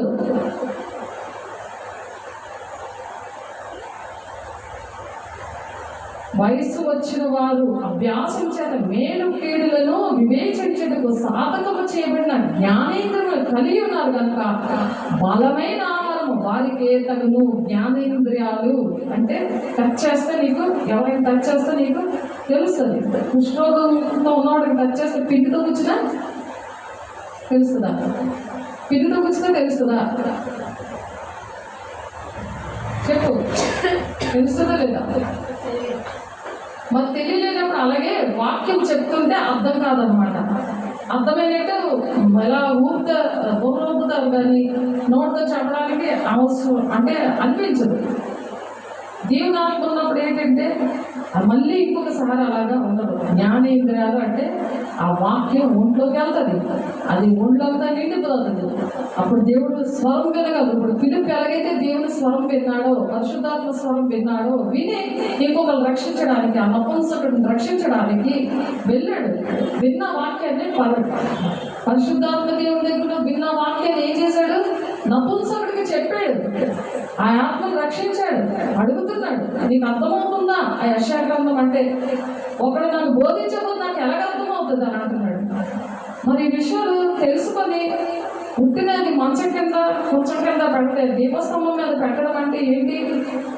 అనేక మందికి వార్తను ప్రకటించాలి. అది ప్రకటిస్తేనే దేవుని రాజ్యం. ప్రకటించకుండా అది మంచం కింద పెడితే చెడ్డదాసుడా అంటున్నాడు. చెడ్డదాసుడా, నీకు ఒక తలంపు ఇస్తే నువ్వు నమ్మకం లేనివాడు అని అని కొన్ని మాట్లాడతాడు. చెడ్డదాసుడు వెళ్ళు నరకంలో ఉండాలంటాడు, చీకట్లో పడేయండి అంటాడు. 2 తలాంతులు ఇస్తే 4 తలాంతులు చేస్తాడు. ప్రతి ఆశీర్వాదంలో పాలు భాగస్తున్నావు నువ్వు అంటాడు. 5 తలాంతులు 10 తలాంతులు చేస్తాడు. ఆ 1 తలాంతులోడు చేయట్లేదు కదా, ఈ 10 తలాంతులోడికి అది కూడా ఇచ్చేయండి అని అంటాడు. కలిగిన వారికి సమృద్ధిగా కలుగుతాయి. దేవుని మాటలు వినకుండా అది ఆ వాక్యాన్ని పంచకుండా ఉన్నవాడు ఉన్నది కూడా తీసేస్తాను అంటాడు. అందుకనే దేవుని అభిషేకం పోతుంది, లోకంలో శాపంలో పడిపోతారు. దేవుని మాటలు అవిశ్వాసంగా ఉంటారు. దేవునికి కృతజ్ఞత ఉండదు, సేవకులకు కృతజ్ఞత ఉండదు. అంటే మరి రూతుకి అదే కాలం వచ్చింది. నక్షత్రం ఇలాగ కింద రాలిపోవడం ఒకటి. అంటే ఏర్పాటు చేసిన పడిన బిడ్డలే నక్షత్రములు అంటే దేవుని ఏర్పాటులో ఉన్న వాళ్ళే పడిపోయే పరిస్థితి. లూసిఫర్ అలాగే పడిపోయింది. దేవతలు చక్కగా అనేకమైన దేవుని బిడ్డలకి దేవుని ఎప్పుడు కూడా నిత్యం కొనియాడుతూ ఉండేది. అలాంటిది అహంకారం వల్ల లూసిఫర్ దాన్ని అందుచేత అందరూ కూడా భూలోకంలో పడిపోయి ఆ సమూహం ఏం చేస్తుందంటే వాక్యం వినకుండా నిద్ర, ఇంటికి వెళ్ళగానే సినిమా చూడడం, నోట్లో ఏదో ఒకటి వేసుకోవడం, అబద్ధాలు చెప్పడం, మాయ చేయడం, లోకం శాపంలో అలా మునిగి వచ్చి మళ్ళీ చర్చిలో కూర్చుంటే వ్యర్థమే. దేవుని మాటలు ఎన్ని విన్నా వ్యర్థమే. మరి వాళ్ళు బోధించలేదు, కరెక్ట్గా బోధించలేదు. అలా కరెక్ట్గా బోధించకపోతే, అలా కరెక్ట్గా సువార్త చేయకపోతే కఠినమైన తీర్పు ఉంటుంది. కాబట్టి మనం అవన్నీ జ్ఞాపం చేసుకుని దేవుని పరిశుద్ధంగా మనం ఉండడం కష్టమా? దేవుని రాజ్యానికి వెళ్ళాలంటే ఎంత ఈజీగానే నేనే మార్గం సత్యములు దేవునే ఉన్నాను అంటాడు. నేను విడువను ఎడబాయని అంటాడు. నేను చేయబట్టుకొని నడిపిస్తాను అంటున్నాడు. ఎవరు చేయబట్టుకుంటున్నావు? ఎవరితో కాంటాక్ట్ పెట్టుకున్నావు? ఎవరి మీద నువ్వు ఆశపడుతున్నావు? ఎవరు దేవుని రాజ్యం తీసుకెళ్తారు? ఎవరు మర్మాలు బోధిస్తారు?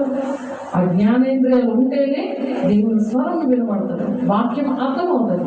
స్వరం ద్వారా, కళ ద్వారా దేవుడు మాట్లాడతారు, దర్శనం ద్వారా దేవుడు మాట్లాడతారు, అనుక్షణము దేవుడు మాట్లాడతారు. ఏప్రిల్ 1వ వచనం ఉంటుంది. పూర్వకాలం ముందు దేవుడు మాట్లాడిన దేవుడు ఈ కాలంలో కూడా దేవుడు మాట్లాడుతున్నాడు. ప్రతి ఒక్క మనిషితో దేవుడు మాట్లాడతాడు. మనుషులు మాట్లాడకపోతే నువ్వు ఎంత బాధపడిపోతున్నావు? దేవుడు మాట్లాడకపోతే నీకు బాధలేదా?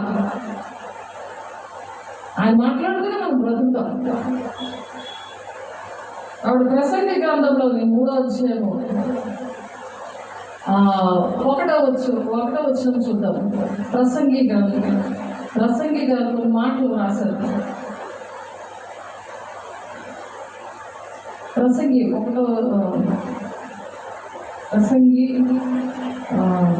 3వ అధ్యాయం.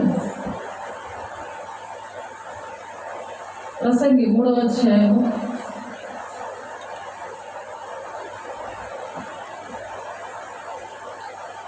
ప్రతి దానికి సమయం కలదు. ఆకాశం కింద ప్రతి ప్రయత్నములకు సమయం కలదు. దేవుడు మర్మాలు బోధించడానికి ప్రతి ఒక్క సమయం ఉంటుంది. ఆ పరిస్థితులు బట్టి దేవుడు మాట్లాడతాడు. అందరితో మాట్లాడేది ప్రతి దానికి కూడా ఒక సమయం ఉంది. దేవుడు మాట్లాడాలంటే అంత పరిశుద్ధత అవసరం. దేవుడి రాజ్యం వెళ్ళే మర్మాలు అర్థమవ్వాలంటే ఆ మనిషికి చాలా క్వాలిటీస్ ఉండాలి. దేవుడి సన్నిధికి రావడానికి అర్హత ఉండాలి. అది మనం పాట పాడుతున్నాం. ఇక్కడ వాక్యం 6 వచనం, ప్రసంగి 3:6. వెదుగుటకు, పోగొట్టుకొనుటకు, దాచుకొనుటకు, పారవేయుటకు, చింపుటకు, కట్టుటకు, మౌనంగా నుండుటకు, మాటలాడుటకు, ప్రేమించుటకు, ద్వేషించుటకు, యుద్ధము చేయుటకు, సమాధాన పడుటకు, కష్టపడిన వారికి తమ కష్టము వల్ల వచ్చిన లాభమేమి?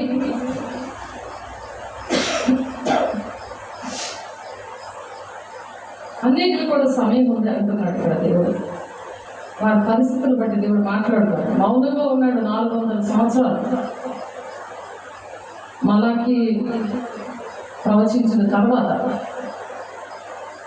అర్థమవుతుందా? మలాకి పాట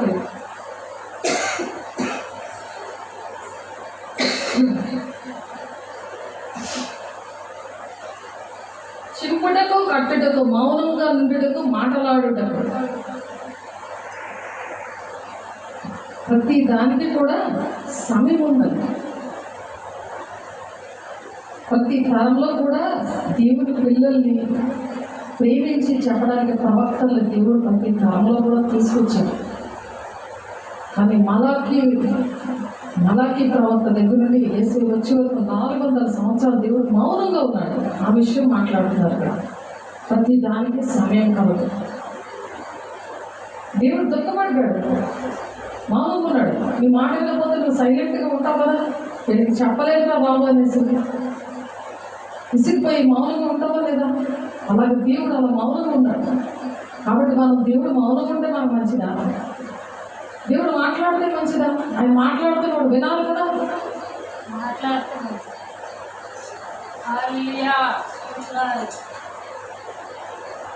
మాట్లాడితే మంచిది. మనం రెస్పాండ్ అవుతే అది ఎంతో సంతోషిస్తాడు. అతను సంతోష పెడితేనే మన హృదయవాంఛను తీరుస్తాను అంటున్నాడు. ఆయన మనల్ని ఎంతగానో ప్రేమించాడు. ఆయన అన్యాయస్తుడు కాదు. మనుషుల్లా నీకు చేస్తానంటే అది చేయరు, వాళ్ళు వినరు. వింటానంటే అది చేస్తానంటే కానీ చేయరు. దేవుడి మాటలు వినడానికి ఇష్టపడదు. అది మనమే వాళ్ళకి ఒక మాదిరిగా ఉండాలి. యేసు ఎలాగైతే మాదిరిగా ఉండి అన్ని నేర్పించాడో ఈ భూలోకానికి వచ్చి ఎంత ఓర్చుకున్నాడు. ఆఖరికి ప్రేమించి వాళ్ళు ప్రాణం కూడా పెట్టినప్పుడు ఇంకా వినకపోతే ఆయన బాహటంగానే సిలువ వేసినట్టు ఆయన గాయాల అనుక్షణము రేపుతున్నట్టు లెక్క వస్తుంది. అలా ఉంటారా? అలా ఉంటారా? అలా ఉందని చెప్పాలి చక్కగా నోటితో. నోరు దేవుడు ఇచ్చాడు కదా, దేవుడు ఎంతో సంతోషపడతాడు. పిల్లలు అలాగే నీకు అలా చెప్తే ఊరుకుంటావా? నోటితో చెప్పరా అని గట్టిగా అరుస్తావా లేదా? దేవుడు కోపం చెప్పిస్తే మనం బతుకుతామా? నోటితో చెప్పాలి, దేవుడితో ఒప్పుకోవాలి. అందుకే రోమ 10వ నీతి కలిగినట్లు హృదయంలో విశ్వసిస్తారు. రక్షణ కలగాలంటే నోటితో ఒప్పుకోమంటున్నారు. అందుకే నోటితో గట్టిగా చెప్పగలిగి ఉండాలి. అది ఏంటంటే మనసులో దుష్టుడు ఏంటంటే చెప్పలేవుడు, నోటితో గట్టిగా చెప్పలేవుడు. అది మనం చెప్తే దేవుడు ఆ పాపం నుండి విడిపిస్తాడు, ఆ బంధకాల నుండి విడిపిస్తాడు. పరిశుద్ధత లేకుండా దేవుడిని చూడలేరు అంటున్నారు. దేవుడి మాటలు వినలేరు, ఆయన చూడలేరు. ఆయన చూస్తేనే వినగలరు, రెస్పాండ్ అవ్వగలరు, నోటితో చెప్పగలరు. కాబట్టి కొలస్సీలు 2వ అధ్యాయంలో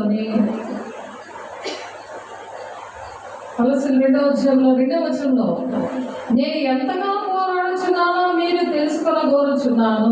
వారు ప్రేమలో అతుకబడి సంపూర్ణ గ్రహింపు యొక్క సకలైశ్వర్యము కలిగిన వారే. గ్రహించడం ఏమంటున్నారు? సకల ఐశ్వర్యము కలిగిన వారట.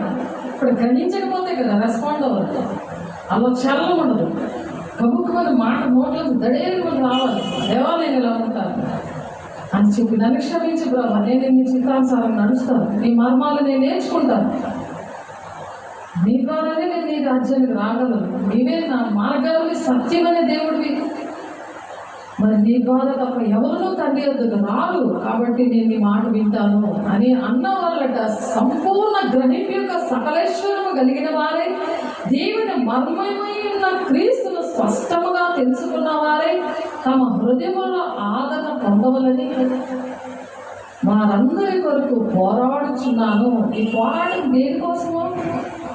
సంపూర్ణంగా గ్రహించాలి, సంపూర్ణంగా దేవుని మనసుని గ్రహించాలి అని మనం పోరాడదామా? అలాగా దేవుని దగ్గర పోరాడాలి, కన్నీరు కార్చాలి, వాళ్ళకి చెప్పాలి, ప్రేమగా చెప్పాలి, పోరాడాలి. పాటలో ఈ మాట కూడా ఉంది, పోరాటంతో విసిగి వేసారిపోయాలయ్యా అని. అయినా సరే దేవుని ప్రేమ దేవుని సన్నిధిలో నిలిపి దేవుని మర్మాలు బోధిస్తే ఎంత ఆనందమో. ఆ ప్రేమ గురించి దేవుడు ఎవరు బంధించలేరు. అసలు ఆ ప్రేమని ఎవరు చెప్తారు? దేవుని రాజ్యానికి వెళ్ళే మర్మాలు ఎవరు చెప్తారు? ఉట్టినే వెళ్ళిపోతారా? చనిపోతే చూసుకోవచ్చులే ఉన్నారు. దొంగలాగా సులువుగా దొంగలాగా అప్పటికప్పుడే క్షమాపణ వచ్చేస్తుందో అనుకుంటున్నారు. తెలుసుండి లోకంలో శాపంలో వాక్యానికి విరుద్ధమైన బోధనలో పెరుగుతున్నారు. లోకము దేవుడిలో అలా మనం ఉండకూడదు. ఒకప్పుడు నేను కూడా అలాగే ఉన్నాను. వాక్య సంఘాల్లో తెలియదు, అవి చెప్పరు. ఎంతో ఏడ్చాను నేను. ప్రకటన గ్రంథం నుంచి దేవుడు నేర్పించాలి. మనం చనిపోతే అది అక్షరార్థం ఉంటుంది. ప్రకటన గ్రంథంలో అంతము వచ్చేస్తుంది, భూమి ఆకాశం గతించిపోతుంది అని ఉంటుంది. గతించిపోవడం అంటే ఏంటి? ఇప్పుడు అవిధేయతగా ఉన్న వాళ్ళకి తీర్పు ఇస్తారు. తీర్పులోనే వాళ్ళు నరకానికి వెళ్ళిపోతారు. వాళ్ళు ఇప్పుడు వినకపోతే, ఈ వాక్యం వినకపోతే, ఆ సేవకుల మాట వినకపోతే, దేవుడి మాట వినకపోతే, ఇలా పోరాటం చేస్తున్నారు, ఇలా పోరాడుతున్నారంటే దేవుడి పిచ్చి అనుకుంటారు. కానీ ఇలా పోరాడుతున్నారని, ఇంత వేదన పడుతున్నారని విషయం తెలియదు. ఏంటి అర్థమవుతుందా? వాళ్ళు తీర్పులోకి వెళ్ళిపోతారు. ఇప్పుడు వినకపోతే ఎక్కడికి వెళ్తారు? తీర్పులోకి వెళ్ళిపోతారు. ప్రకటన ఆలోచన ఉంటుంది. ఆ తీర్పులోకి వెళ్ళిపోతే నరకానికి వెళ్తారనమాట. అదే మొదటి ఆకాశం గతించిపోయాను, నూతన ఆకాశం నూతన భూమి అంటే నూతనమైన దేవుని పిల్లలు దేవుని రాజ్యానికి వెళ్ళే మర్మాలు నేర్చుకున్న వాళ్ళు ఈ భూలోకంలోనే దేవుని రాజ్యాన్ని స్థాపిస్తారన్నమాట. అర్థమవుతుందా? స్థాపిస్తావా దేవుని రాజ్యంగానే? దేవుని సొత్తైన ప్రజలుగా ఉంటామని వాక్యం విన్నావా? నిర్గమాకాండము 9వ అధ్యాయం 5-6 వచనాలు, 19వ అధ్యాయము 5-6 వచనాలు ఉంది. ఆ సొత్తైన ప్రజలు ఏం చేస్తారు? దేవుని రాజ్యముగా, ఒక మనిషి దేవుని రాజ్యముగా ఉండి, ఆ ఒక మనిషి యెషయా 60వ అధ్యాయం 14వ వచనంలో 1000 మందిగా నిలబడితే 1000 మంది ఆ మాటలు వినేవారిగా అటువంటి శక్తిని దేవుని దగ్గర నుండి పొందుకోవాలి. దేవుని దగ్గర నుండి పొందుకొని మరి ఆ విధంగా ఉంటే బుద్ధి జ్ఞానముల సర్వ సంపదలు ఆయనే గుప్తములై ఉన్నవి, సీక్రెట్గా ఉన్నాయి, రహస్యంగా ఉన్నాయి. ఆ బుద్ధి జ్ఞానం అనేది దేవుని దగ్గర నేర్చుకోవాలి. అదే సకల ఐశ్వర్యము అంటున్నారు 2వ వచనంలో. మరి 4వ వచనంలో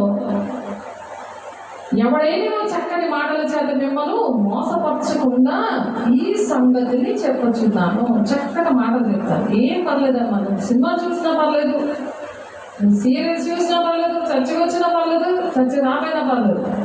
ఈ కథలు కహానీలు అంటే దొరద చెవులు గలవారు అని ఉంటుంది. వాక్యం కల్పనా కథలు చెప్తా ఉంటే హాయిగా వింటారు, నిద్రే రాదు. అలా నోరిప్పుకొని 1 గంట సేపు వింటారు, నిద్ర రాదు. ఎందుకంటే ఆ వాక్యం నిద్ర రాదు. దీన్ని మాత్రం సాతాను ఆవరించేస్తుంటాడు. వాడిని ఎల్లగొట్టుకుంటూ కూర్చోవాలి గట్టిగా.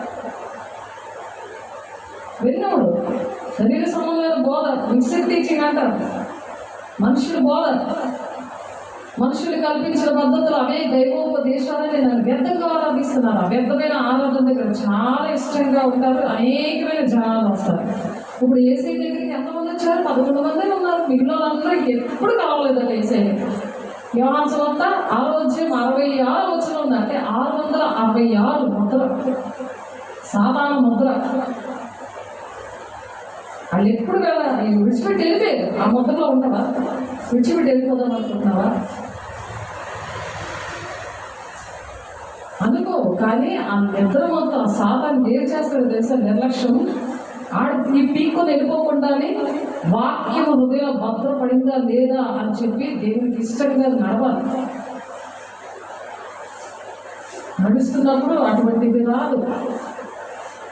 దేవుని వాక్యం మనకి నిలబెట్టి మళ్ళీ ఒక మనిషి ఒకరు ఎంతమందికి నేను ఈ వారం దేవుని బిడ్డలకు చెప్పాను ఈ మాటలు, చెప్పకుండా నేను పడుకోను, చెప్పకుండా నేను తిన్నో అనే తీర్మానం చేసుకోవాలి.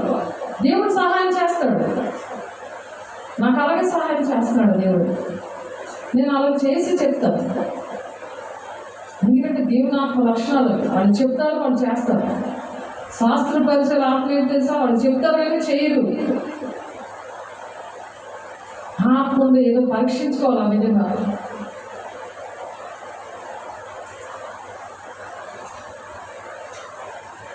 ఇక్కడ ప్రకటన కదా ఇప్పుడు ఆ ఓల్డ్ టెస్టిమెంట్ లో ఉన్న మర్మాలు, దేవుని యొక్క మర్మాలన్నీ కూడా యేసయ్య ఒక మర్మంగా ఉన్నాడు. ఓల్డ్ టెస్టిమెంట్ లో అంతా కూడా తండ్రి చిత్రం అంతా కూడా ఒక మర్మంగా ఉన్నాడు యేసయ్య అని మనం నేర్చుకున్న ప్రవచనాలకి అర్థాలు ఎలా ప్రవచనం ఎలా చదవాలనే విషయాలు మనం నేర్చుకున్నాం. ఇప్పుడు న్యూ టెస్టిమెంట్ లో అంటే నూతన నిబంధనలో ఆ మర్మాలు ఎలా ఉన్నాయి నూతన బంధంలో అవి చెప్పుకొని ముగించేస్తున్నాం. ఓల్డ్ టెస్టిమెంట్లో కొన్ని విషయాలు మనం నేర్చుకున్నాము. నూతన నిబంధనలో ఎలా ఉన్నాయి? ప్రకటన గ్రంథం నూతన నిబంధనలో దేవుడు మనకు ఒక నూతన నిబంధన అంటే వాగ్దానం. ఆ వాగ్దానం ఏది? దేవుని రాజ్యానికి వెళ్ళే మర్మాలందులో బోధించారు. ఆ నూతన బంధనలో ప్రకటన గ్రంథము అనేది ప్రవచన గ్రంథం.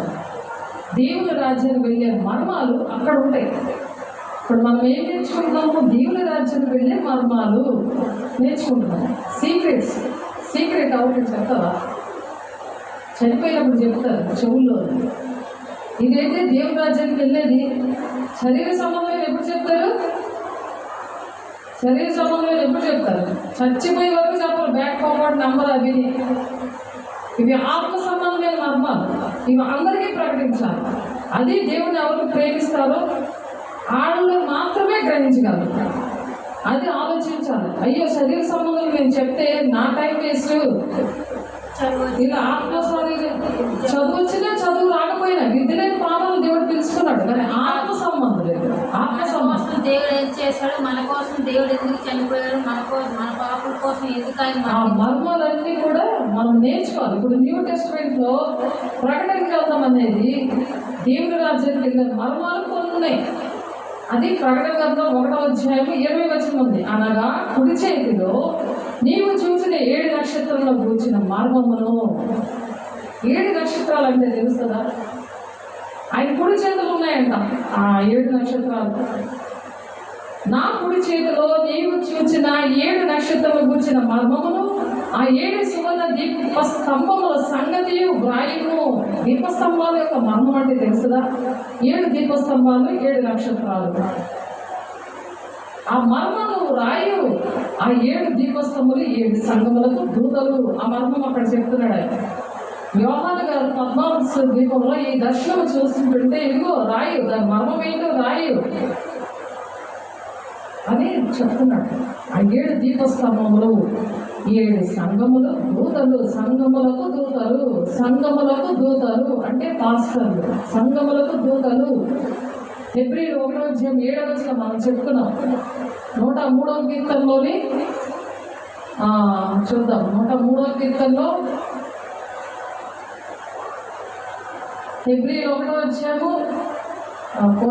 మన బుధవారం కూడా చెప్పుకున్నాం. ఎందుకు అస్తమానికి చెప్పడం జరుగుతుంది అంటే దూతగా నువ్వు ఉన్నావా? సాతాను దూతగా ఉన్నావా? దేవుని దూతగా ఉన్నావా? తన దూతలను వాయువులుగాను తన సేవకులను అగ్నిజ్వాలగాను చేసుకునేవాడు అని తన దూతల గురించి చెప్పుచున్నాడు. కానీ తన కుమారుని గురించి అయితే, దేవా నీ సింహాసనం నిరంతరము నిలిచినది, నీ రాజదండము న్యాయార్థమైనది. స్వాతంత్ర నాకు అమ్మాయి ఇక్కడ ఆరాధన చేసిన పైన ఇక్కడ నేను మెసేజ్ చెప్తుంటే నన్ను ఒక దూతగా చూసింది. ఎందుకంటే జ్ఞానేంద్రియాలు ఉన్నాయి కాబట్టి దేవుడు చూపిస్తారు. చూపించి ఏ సేవకుల దగ్గర దేవుడి సన్నిధి ఉంటుంది, దేవుని యొక్క రాజ్యానికి వెళ్ళే మర్మాలు ఎవరి దగ్గర మీరు పొందుకోగలరు అనే విషయాలు ఆ విధంగా చూపిస్తారు. ఇక్కడ అలాగే ఎవ్రీ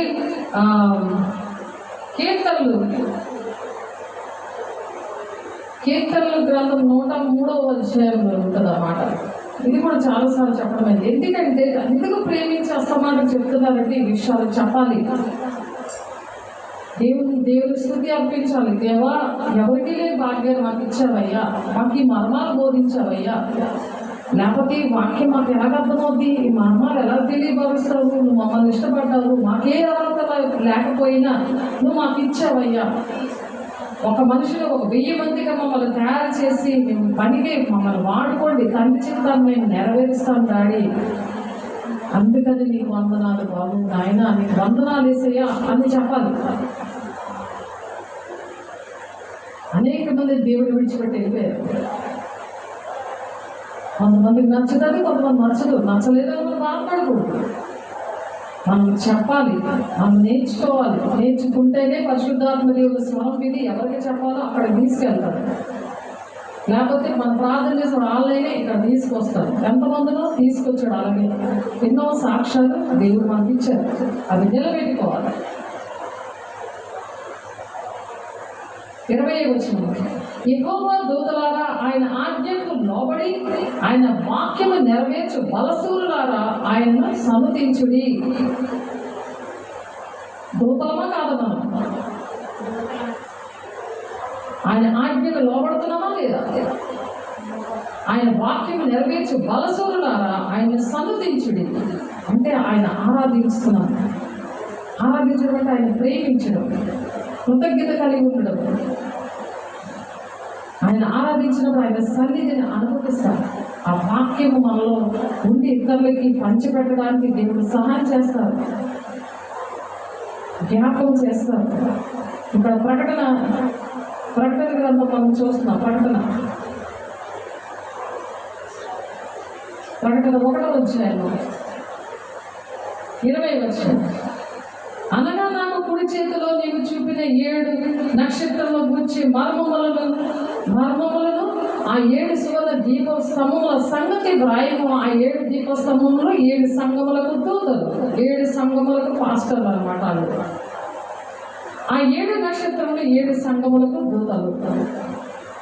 ఆ 7 దీపస్తంభములు కూడా, ఆ 7 నక్షత్రాలు దీపస్తంభములు దూతలా ఉన్నారని ఇక్కడ చెప్తున్నారు. యోహాను గారికి దేవుడు దర్శనం ద్వారా మాట్లాడుతున్నారు.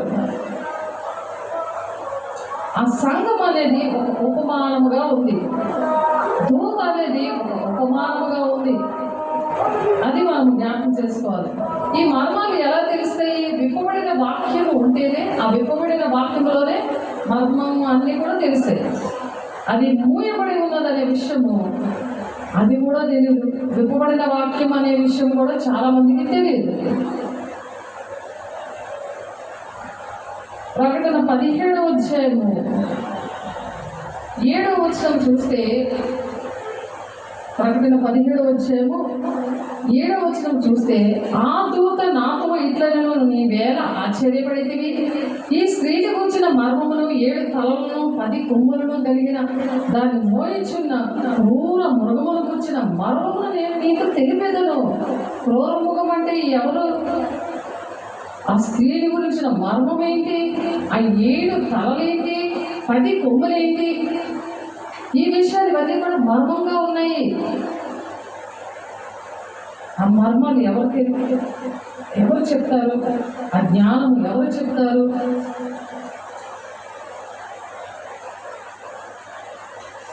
ఇందులో జ్ఞానంగా మనసు కనబడను. ఆ 7 తలలు ఆ స్త్రీ కూర్చున్న 7 కొండలు. దాని మర్మం ఏంటి? ఆ స్త్రీ ఆ 7 తలలు, ఆ స్త్రీ కూర్చున్న 7 కొండలు. 7 తలలు అంటే ఏంటి? ఆ స్త్రీ కూర్చున్న 7 కొండలు అని 9వ వచనంలో దాని ఆన్సర్ ఉంది. మరియు 7 రాజులు కలరు, 5 కూలిపోయి ఒకడున్నాడు, కడపటివాడు ఇంకనూ రాలేదు, వచ్చిన వాడు అతను కొంచెం కాలం ఉండవలేను. ఈ మర్మాలన్నీ కూడా దేవుడు బయలుపరచాలంటే విప్పబడిన వాక్యములో బయలుపరుస్తున్నాడు. అవి ఇక్కడ మరి 10వ అధ్యాయము, ప్రకటన 10వ అధ్యాయంలో కూడా, ప్రకటన 10వ అధ్యాయము 7వ వచనంలో కూడా 7వ దూత పలుకు దినములలో అతడు ఊదబోచుండగా దేవుడు తన దాసులకు ప్రవక్తలకు తెలిపిన సువార్త ప్రకారము దేవుని మర్మము సమాప్తమగునని చెప్పాను. బూర అర్థం ఏంటి? దాని మర్మం ఏంటి? బూర అంటే దేవుని బిడ్డలుగా ప్రకటించేవాళ్ళు అన్నమాట. ఈ ప్రవచన వాక్యాలని, దేవుని రాజ్యానికి వెళ్ళే మర్మాలని ప్రకటించే వ్యక్తి బూర అంటే. ఈ మర్మాలు ప్రకటన గ్రంథంలోని విప్పబడిన వాక్యంలో తెలుస్తాయి. అవి దేవుని దగ్గర మనం అడిగినప్పుడు దేవుడు అతిక్రమం దాచిపెట్టేవాడు వర్ధిల్లడు, ఒప్పుకొని విడిచిపెట్టేవాడు కనికరం పొందుకుంటాడు అనుకుంది. సామెతలు 23వ అధ్యాయం 28వ అధ్యాయంలో 13, 14 వచనాలు వాడికి అర్థమవుతాయి. పరిశుద్ధత లేకుండా దేవుని చూడలేడు కదా. చూడలేని వాడు మర్మాలు కూడా గ్రహించలేడు. చెప్పినా అర్థం కాదు, మర్చిపోతాడు. దుష్టుడు వెంటనే ఎత్తుకుపోతాడు. విత్తనం ఇలా హృదయంలో విత్తబడగానే అది పక్క నుండి ఎత్తుకుపోతాడు. అప్పుడు గుర్తుంటుంది. 1 యోహాను 1వ అధ్యాయం 9వ వచనంలో ప్రతి ఒక్క విషయంలో కూడా సరి చేసుకుంటే, దిద్దుబాటు చేసుకుంటే ఆ వాక్యం గుర్తుంటుందని ఉంది 10వ వచనంలో. కాబట్టి గుర్తుండాలంటే దిద్దుబాటు అనేది అవసరము, పరిశుద్ధత అనేది చాలా అవసరం.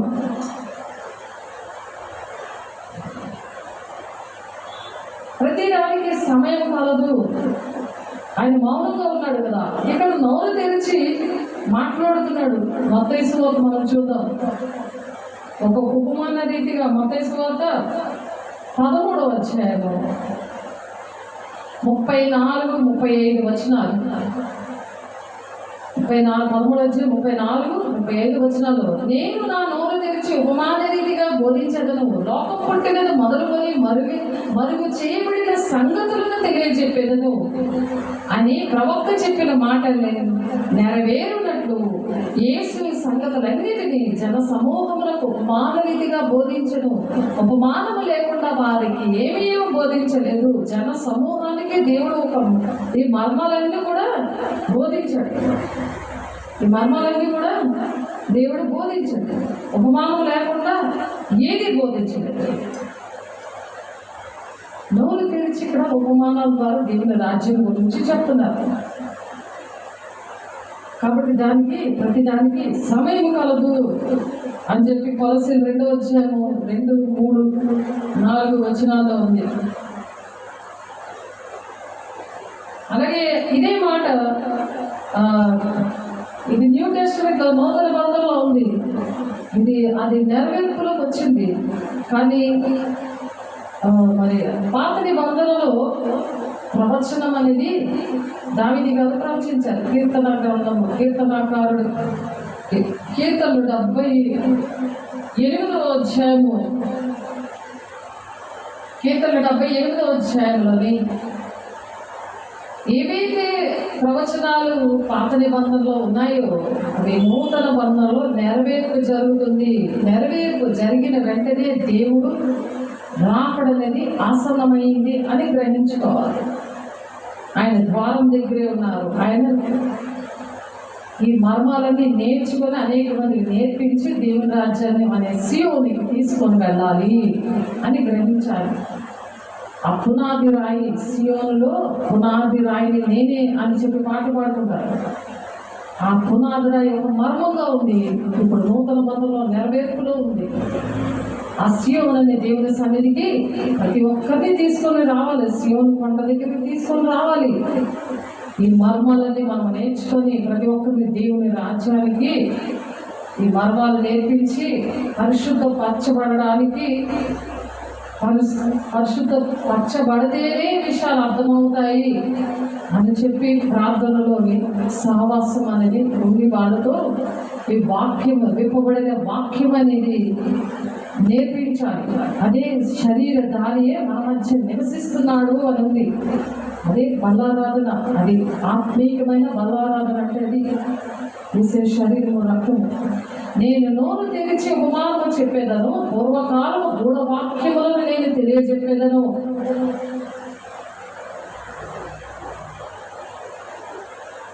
మాకు తెలిసిన సంగతులను, మా పితరులు మాకు వివరించిన సంగతులను చెప్పేదను. యెహోవా స్తోత్రార్థ క్రియలను, ఆయన బలమును, ఆయన చేసిన ఆశ్చర్య కార్యములు దాచకుండా వాటిని వారి పిల్లలకు మేము చెప్పేదము అనే ఆ ప్రవచనము ఇక్కడ మత్తయి సువార్త 13వ అధ్యాయము 34-37 వచనములు నెరవేరింది. నెరవేర్పు కాలంలో ఉన్నాం కాబట్టి, అంచె దినాల్లో ఉన్నాము కాబట్టి, దేవుని రాజ్యాన్ని భూలోకంలో స్థాపించడమే new heaven and new earth. పరలోకమందున మా తండ్రి మీ నామం పరిశుద్ధపరచబడగా, మీ రాజ్యము వచ్చునుగాక అంటే అదే అర్థం. పరలోకమందు జరుగుతున్నాడు, భూలోకమందును నెరవేర్పు జరగాలిగాక, జరుగునుగాక రోజు ప్రార్థన చేస్తుంటారు. కానీ దాని అర్థం ఇదే. అందుకే శిష్యులకి దేవా మేము ప్రార్థన ఎలా చేయాలంటే ఆ ప్రార్థన నేర్పించారు. సేమ్ ఆయన అన్యుల కుటుంబం నుండి, విగ్రహాల నుండి, అనేకమైన పాపం నుండి, శాపం నుండి, ప్రతి అలవాటులు, చెడు వ్యసనాల నుండి దేవుడు విడిపించాడు. విడిపించిన ఆయన కూడా ఇలాగే ప్రార్థన ఎలాగ చేయాలేసే అని అడిగినప్పుడు ఆయన కూడా పరలోక ప్రార్థన చెయ్యు అని చెప్పారు. ఎందుకంటే పరలోక రాజ్యము భూమి మీద స్థాపించబడుతుంది, మనమే స్థాపించాలి. మనమే అనేక దేవుని రాజ్యంగా ఉండి అనేక మందిని దేవుని రాజ్యంగా, దేవుని ప్రజలుగా, సొత్తైన ప్రజలుగా మనమే తయారు చేయాలి అని ప్రకటన 1వ అధ్యాయం 6వ వచనంలో కూడా అదే మాట ఉంది. తయారు చేస్తావా? దేవుని రాజ్యంగా ఉండడానికి ఇష్టపడుతున్నావా? దేవుని సొత్తైన ప్రజగా ఉండడానికి ఇష్టపడుతున్నావా?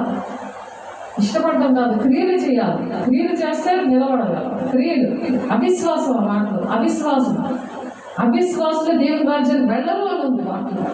నమ్మువారిలో దేవుని సూచక్రియలు చేస్తారని మార్కు 16-17 ఉంది. వాక్యం వెళ్ళడం ఒకటి కూడానే వెలుగు కలుగును, అది తెలివి లేని వారికి తెలివినిస్తాడు అని అంటుంది. వాక్యం వెళ్ళగలుగుతుంది కదా, ఆ వెలుగే చేస్తుంది. తెలివి లేని వారికి తెలివినిస్తుంది. అవిశ్వాసంగా మాట్లాడకూడదు. మార్కు 16-20లోని మార్కు 16-20లో కూడా మాట ఉంది చూడండి. అది కూడా చాలాసార్లు చెప్పుకోవడం జరిగింది. మార్కు 16-20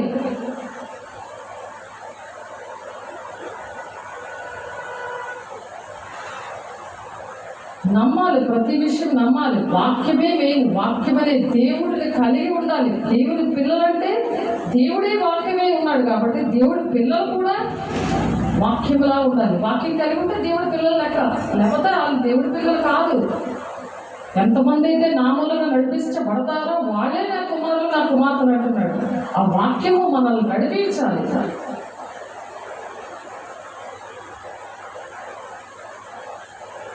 ఎవరు నడిపిస్తున్నారు అని చెక్ చేసుకోవాలి ప్రతి క్షణము కూడా.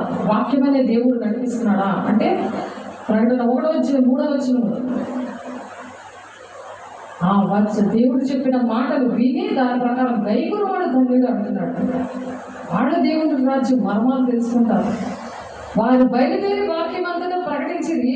ఏం చేశారట చెప్పాలి. వారు బయలుదేరి వాక్యం అంతా ప్రకటించింది. ప్రభు వారికి సహకారుడే ఉన్నాడు. నువ్వు చేయగలవా?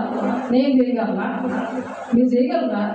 ఎవరు సహకారి ఉన్నాడు? ఆయన ఎవరు సహకారి ఉన్నాడు? దేవుడి పనులు చేస్తే దేవుడు సహకారం ఉంటాడు. దెయ్యం పనులు చేస్తే దేవుడి సహకారం ఉంది. దెయ్యం పనులు దెయ్యం సువార్త చేయిస్తాడు. అవే చాటింగ్, రాజకీయాలు, టిక్ టాక్ ఇవన్నీ ఉన్నాయి. కాబట్టి వారు బయలుదేరి వాక్యమంతగా ప్రకటించింది. వాక్యం ప్రకటించారు. ఈ వాక్యము ప్రకటించారంట. ప్రభు వారికి సహకారుడేంటి వెంటనే జరుగుచూ వచ్చిన సూచక క్రియల వల్ల వాక్యము స్థిరపరచుచుండెను. సూచక క్రియల వల్ల ఏం జరిగాయి? వాక్యము అలా వెంటనే సూచక్రియల వల్ల వాక్యములు స్థిరపరచుచుండారు. సూచక్రియ అక్కడ జరుగుతుంటే ఇక్కడ వాక్యం ప్రకటించబడుతుంది. వాక్యం స్థిరపరచబడింది.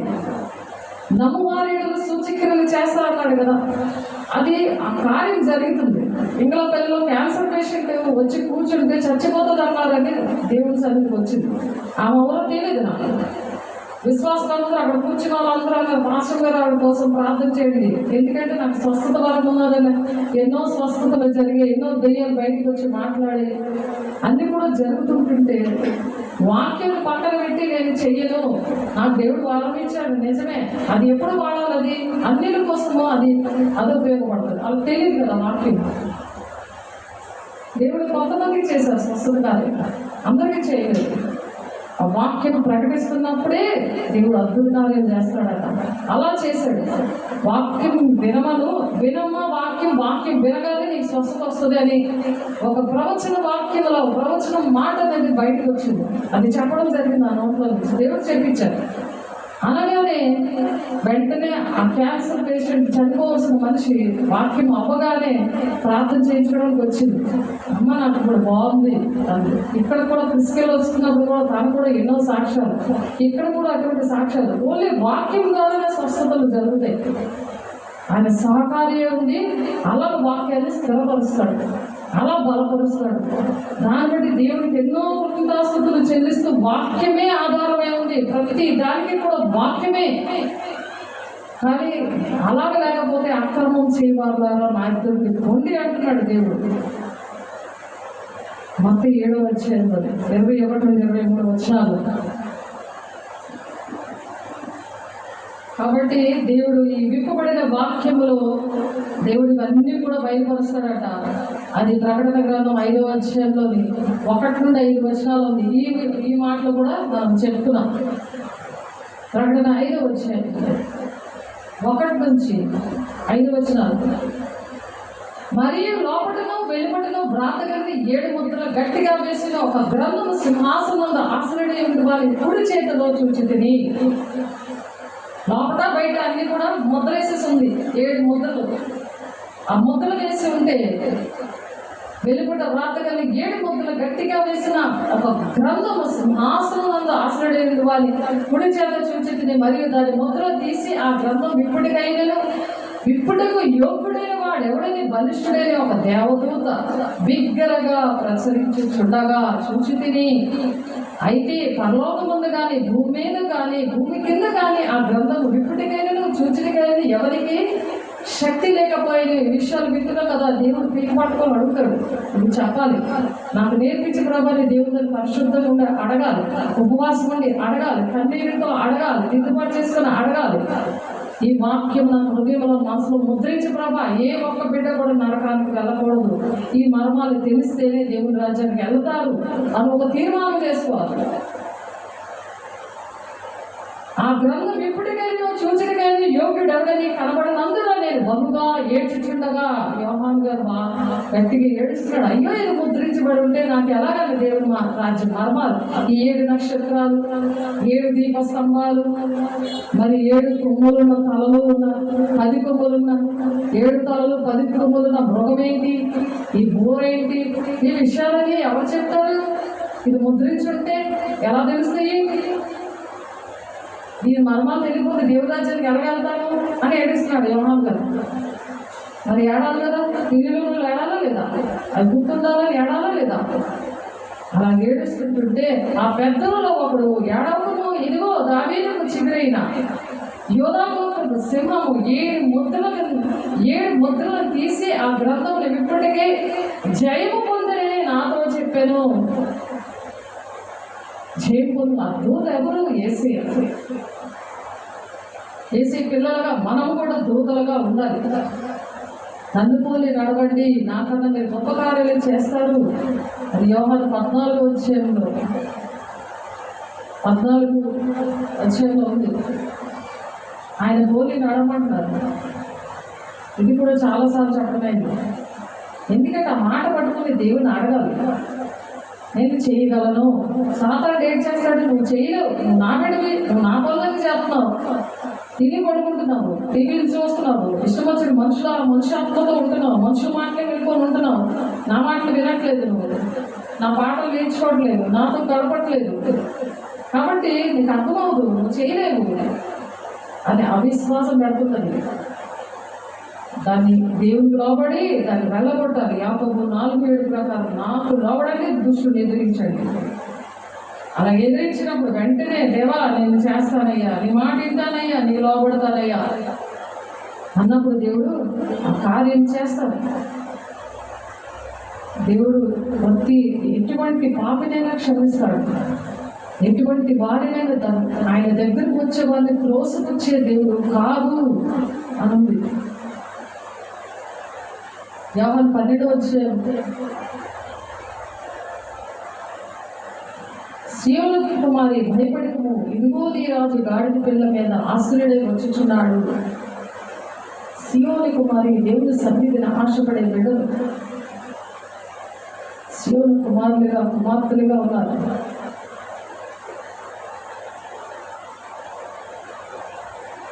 దేవుని పిల్లలుగా మనం అలా ఉన్నామా?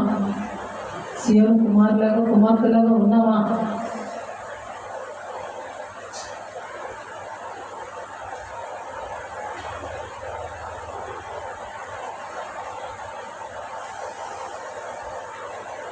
యోహాను 14:20-21 నేను నా తండ్రి యందును మీరు నా యందును నేను మీ యందును ఉన్నామని ఆ దినమున మీరు ఎరుగుదురు. నా ఆజ్ఞలు అంగీకరించి వాటిని గైకొన్నవాడే నన్ను ప్రేమించేవాడు నా తండ్రి వల్ల ప్రేమింపబడును. నేనును వాడిని ప్రేమించి వానికి నన్ను కనపరచుకుందునని చెప్పాను. దేవుడే పక్క నుండి అన్ని కూడా ఉండి నేర్పిస్తాడు ఆయన ఆజ్ఞలు గైకుంటే. దేవుని ఆజ్ఞలు పాటించాలి. ఎంత శ్రమైనా సరే దేవుని ఆజ్ఞలు పాటించాలి. దేవునికి ఇష్టంగా బ్రతకాలి. దేవుని సంతోషపెట్టే పనులు నేను చేస్తున్నానా అని ఆలోచించాలి. ప్రకటన 10వ అధ్యాయం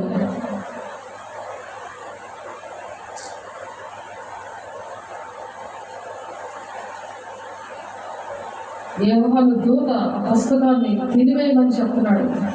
యోహాను 10వ అధ్యాయంలో మనం చూద్దాం ఆ మాటలు. మనం కూడా ఆ విప్పబడిన వాక్యాన్ని మనం తినాలన్నమాట. అది కడుపు చేదుగా ఉంటుంది, అంటే కష్టంగా ఉంటుంది భక్తి, అయినా సరే దేవుడికి ఇష్టంగా ఉండాలి. ఆయన చేతులు విప్పబడిన ఒక చిన్న పుస్తకం ఉండను. ఆయన తన కుడి పాదము సముద్రం మీదను ఎడమ పాదం భూమి మీదను మోపి ఆ చిన్న పుస్తకం ఉందంట, అది తినివేశాడు అని చెప్పి అలా మనం ఈ పుస్తకాన్ని కడుపులో పెట్టుకోవాలి. అలా తిన్నప్పుడు దేవుడు మనకు సహాయం చేస్తారు, అది నేర్చుకోగలం. అంటే దేవుడు అర్థమయ్యేలాగా నేర్పిస్తాడు అన్నమాట. అంతటా పరలోకము నుండి నేను వినిన స్వరము మరలా నాతో మాట్లాడచ్చు, నీవు వెళ్ళి సముద్రము మీదను భూమి మీదను నిలిచిన ఆ దూత చేతిలో విప్పబడి ఉన్న ఆ చిన్న పుస్తకము తినివేసి ఈ విప్పబడిన వాక్యాన్ని తినివేశాడు యోహాను. అలాగే మనం తినాలన్నమాట. భోజనం తింటే కాదు, శరీరమైనవి తింటే కాదు, ఆత్మ సంబంధమైనవి అనే వాక్యాన్ని తినాలి. అది నీ కడుపులకు చేరువులు కానీ నీ నోటికి తేనెవలే మధురముగా ఉండదని నాతో చెప్పాను. అంతటి నేను ఆ చిన్న పుస్తకంలో దూత చేతిలో నుండి తీసుకుని దాన్ని తినివేసి అది నా నోటికి తేనెవలే మధురముగా ఉండేది కానీ నేను దాన్ని తినివేసిన తర్వాత నా కడుపుకు చేరాయను. అప్పుడు వారు నీవు ప్రజలను గూర్చి జనములను గూర్చి ఆయా భాషలు మాట్లాడిన వారిని గూర్చి అనేక మంది రాజులను గూర్చి మరలా ప్రవచింపనగచ్చమని వారితో చెప్పాను. ఇప్పుడు ఈ మర్మాలన్నీ కూడా ఈ బుక్లో ఉన్నాయి కాబట్టి అది మనం తినేసేటట్టుగా ఆ వాక్యములు గుర్తుపెట్టుకోవాలి. దేవుని దగ్గర ప్రార్థన చేసుకుంటా అలా గుర్తుపెట్టుకున్నప్పుడు దేవుడు అటువంటి పరిస్థితులన్నీ ఇస్తాడు. మరి ఆ విధంగా మనం అక్రమం చేయవాళ్ళగా పోటీ అనే లిస్టులో లేకుండా తండ్రి చిత్తాన్ని నెరవేర్చి వారే దేవుని రాజ్యానికి వెళ్తామని ఆ లిస్టులో మనం ఉంటాం అన్నమాట. దాన్ని గైకుడు వాడే ధన్యుడు అంటున్నాడు ప్రకటన 1:3. ప్రకటన గ్రంథం చదువువాడు చదివి దాని ప్రకారం గైకొనేటట్టుగా ఉండాలని దేవుడు ఆశపడి ఈ మాటలు చెప్తున్నారు. ఇవే మరి దేవుని రాజ్యాన్ని వెళ్ళే మర్మాలు, దేవుని రాజ్యాన్ని వెళ్ళే మర్మాలు కొంతమందికి చెప్తారు, కొంతమందికి దేవుడు చెప్పడానికి ఇష్టపడుతున్నాడు. దేవుడి మాటలు దీవించుగాక ప్రార్థన చేసుకున్నాము. పరిశుద్ధ ప్రేమ గల దేవ అభిషేకుడా, అయ్యా ప్రతి ఒక్క మాటలు నాయన మమ్మల్ని ప్రేమించి నాయన ఇదిగో నాయన యోహాను గారు వెక్కబడిన వాక్యాన్ని ఏ విధంగా తిన్నారు, అది కడుపుకి చేదైంది, నోటికి తీగా ఉంది, కానీ కడుపులోకి వెళ్ళాక అది చేదుకుంది ప్రభు. అంటే చేదు అనుభవాలు ఉంటాయి.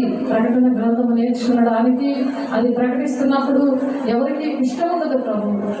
ఎంతో మంది నా తండ్రి అది రిజెక్ట్ చేస్తారు, నిందలేస్తారు, అవమానపరుస్తారు.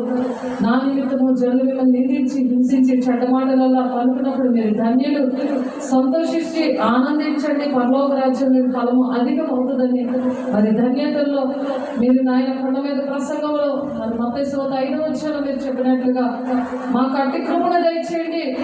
నీ పాదముల దగ్గర నాయన బ్రతుకులాడుకుంటున్నాం నాయన, నీ సన్నిధి భాగ్యాన్ని ఇచ్చి ఈ మాటలన్నీ మాకు నేర్పించినందుకు మరి అనేక మంది మాటలు వింటుండగా ప్రతి ఒక్క బిడ్డని అట్టి విధంగా ఆశీర్వదించండి, దీవించండి. నీ రాజ్యము ఆయా వెళ్ళడానికి మర్మాలు నాయన నేర్చుకోవడానికి అవి మనసులో హృదయంలో ముద్రించుకొని ఆశీర్వాదకరమైన జీవితము యుగాలు మీతో ఉండే జీవితాలు అందరికీ మీరు అనుగ్రహిస్తున్నారు. అయా మీకే కోట్లాది వందనాలు స్తోత్రాలు చెల్లిస్తూ యేసయ్య పరిశుద్ధ నామములో బ్రతిమలాడి వేడుకుంటున్నాం తండ్రి. ఆమేన్. తండ్రి యొక్క దీవెన మన యొక్క కృప పరిశుద్ధాలు దీవించే సహవాసం సకలోక పరిశుద్ధులకి వాక్యం వింటున్న ప్రతి ఒక్క బిడ్డకి ప్రభు సదాకాలము తోడేయండి, నడిపించుగాక. ఆమేన్. God bless you.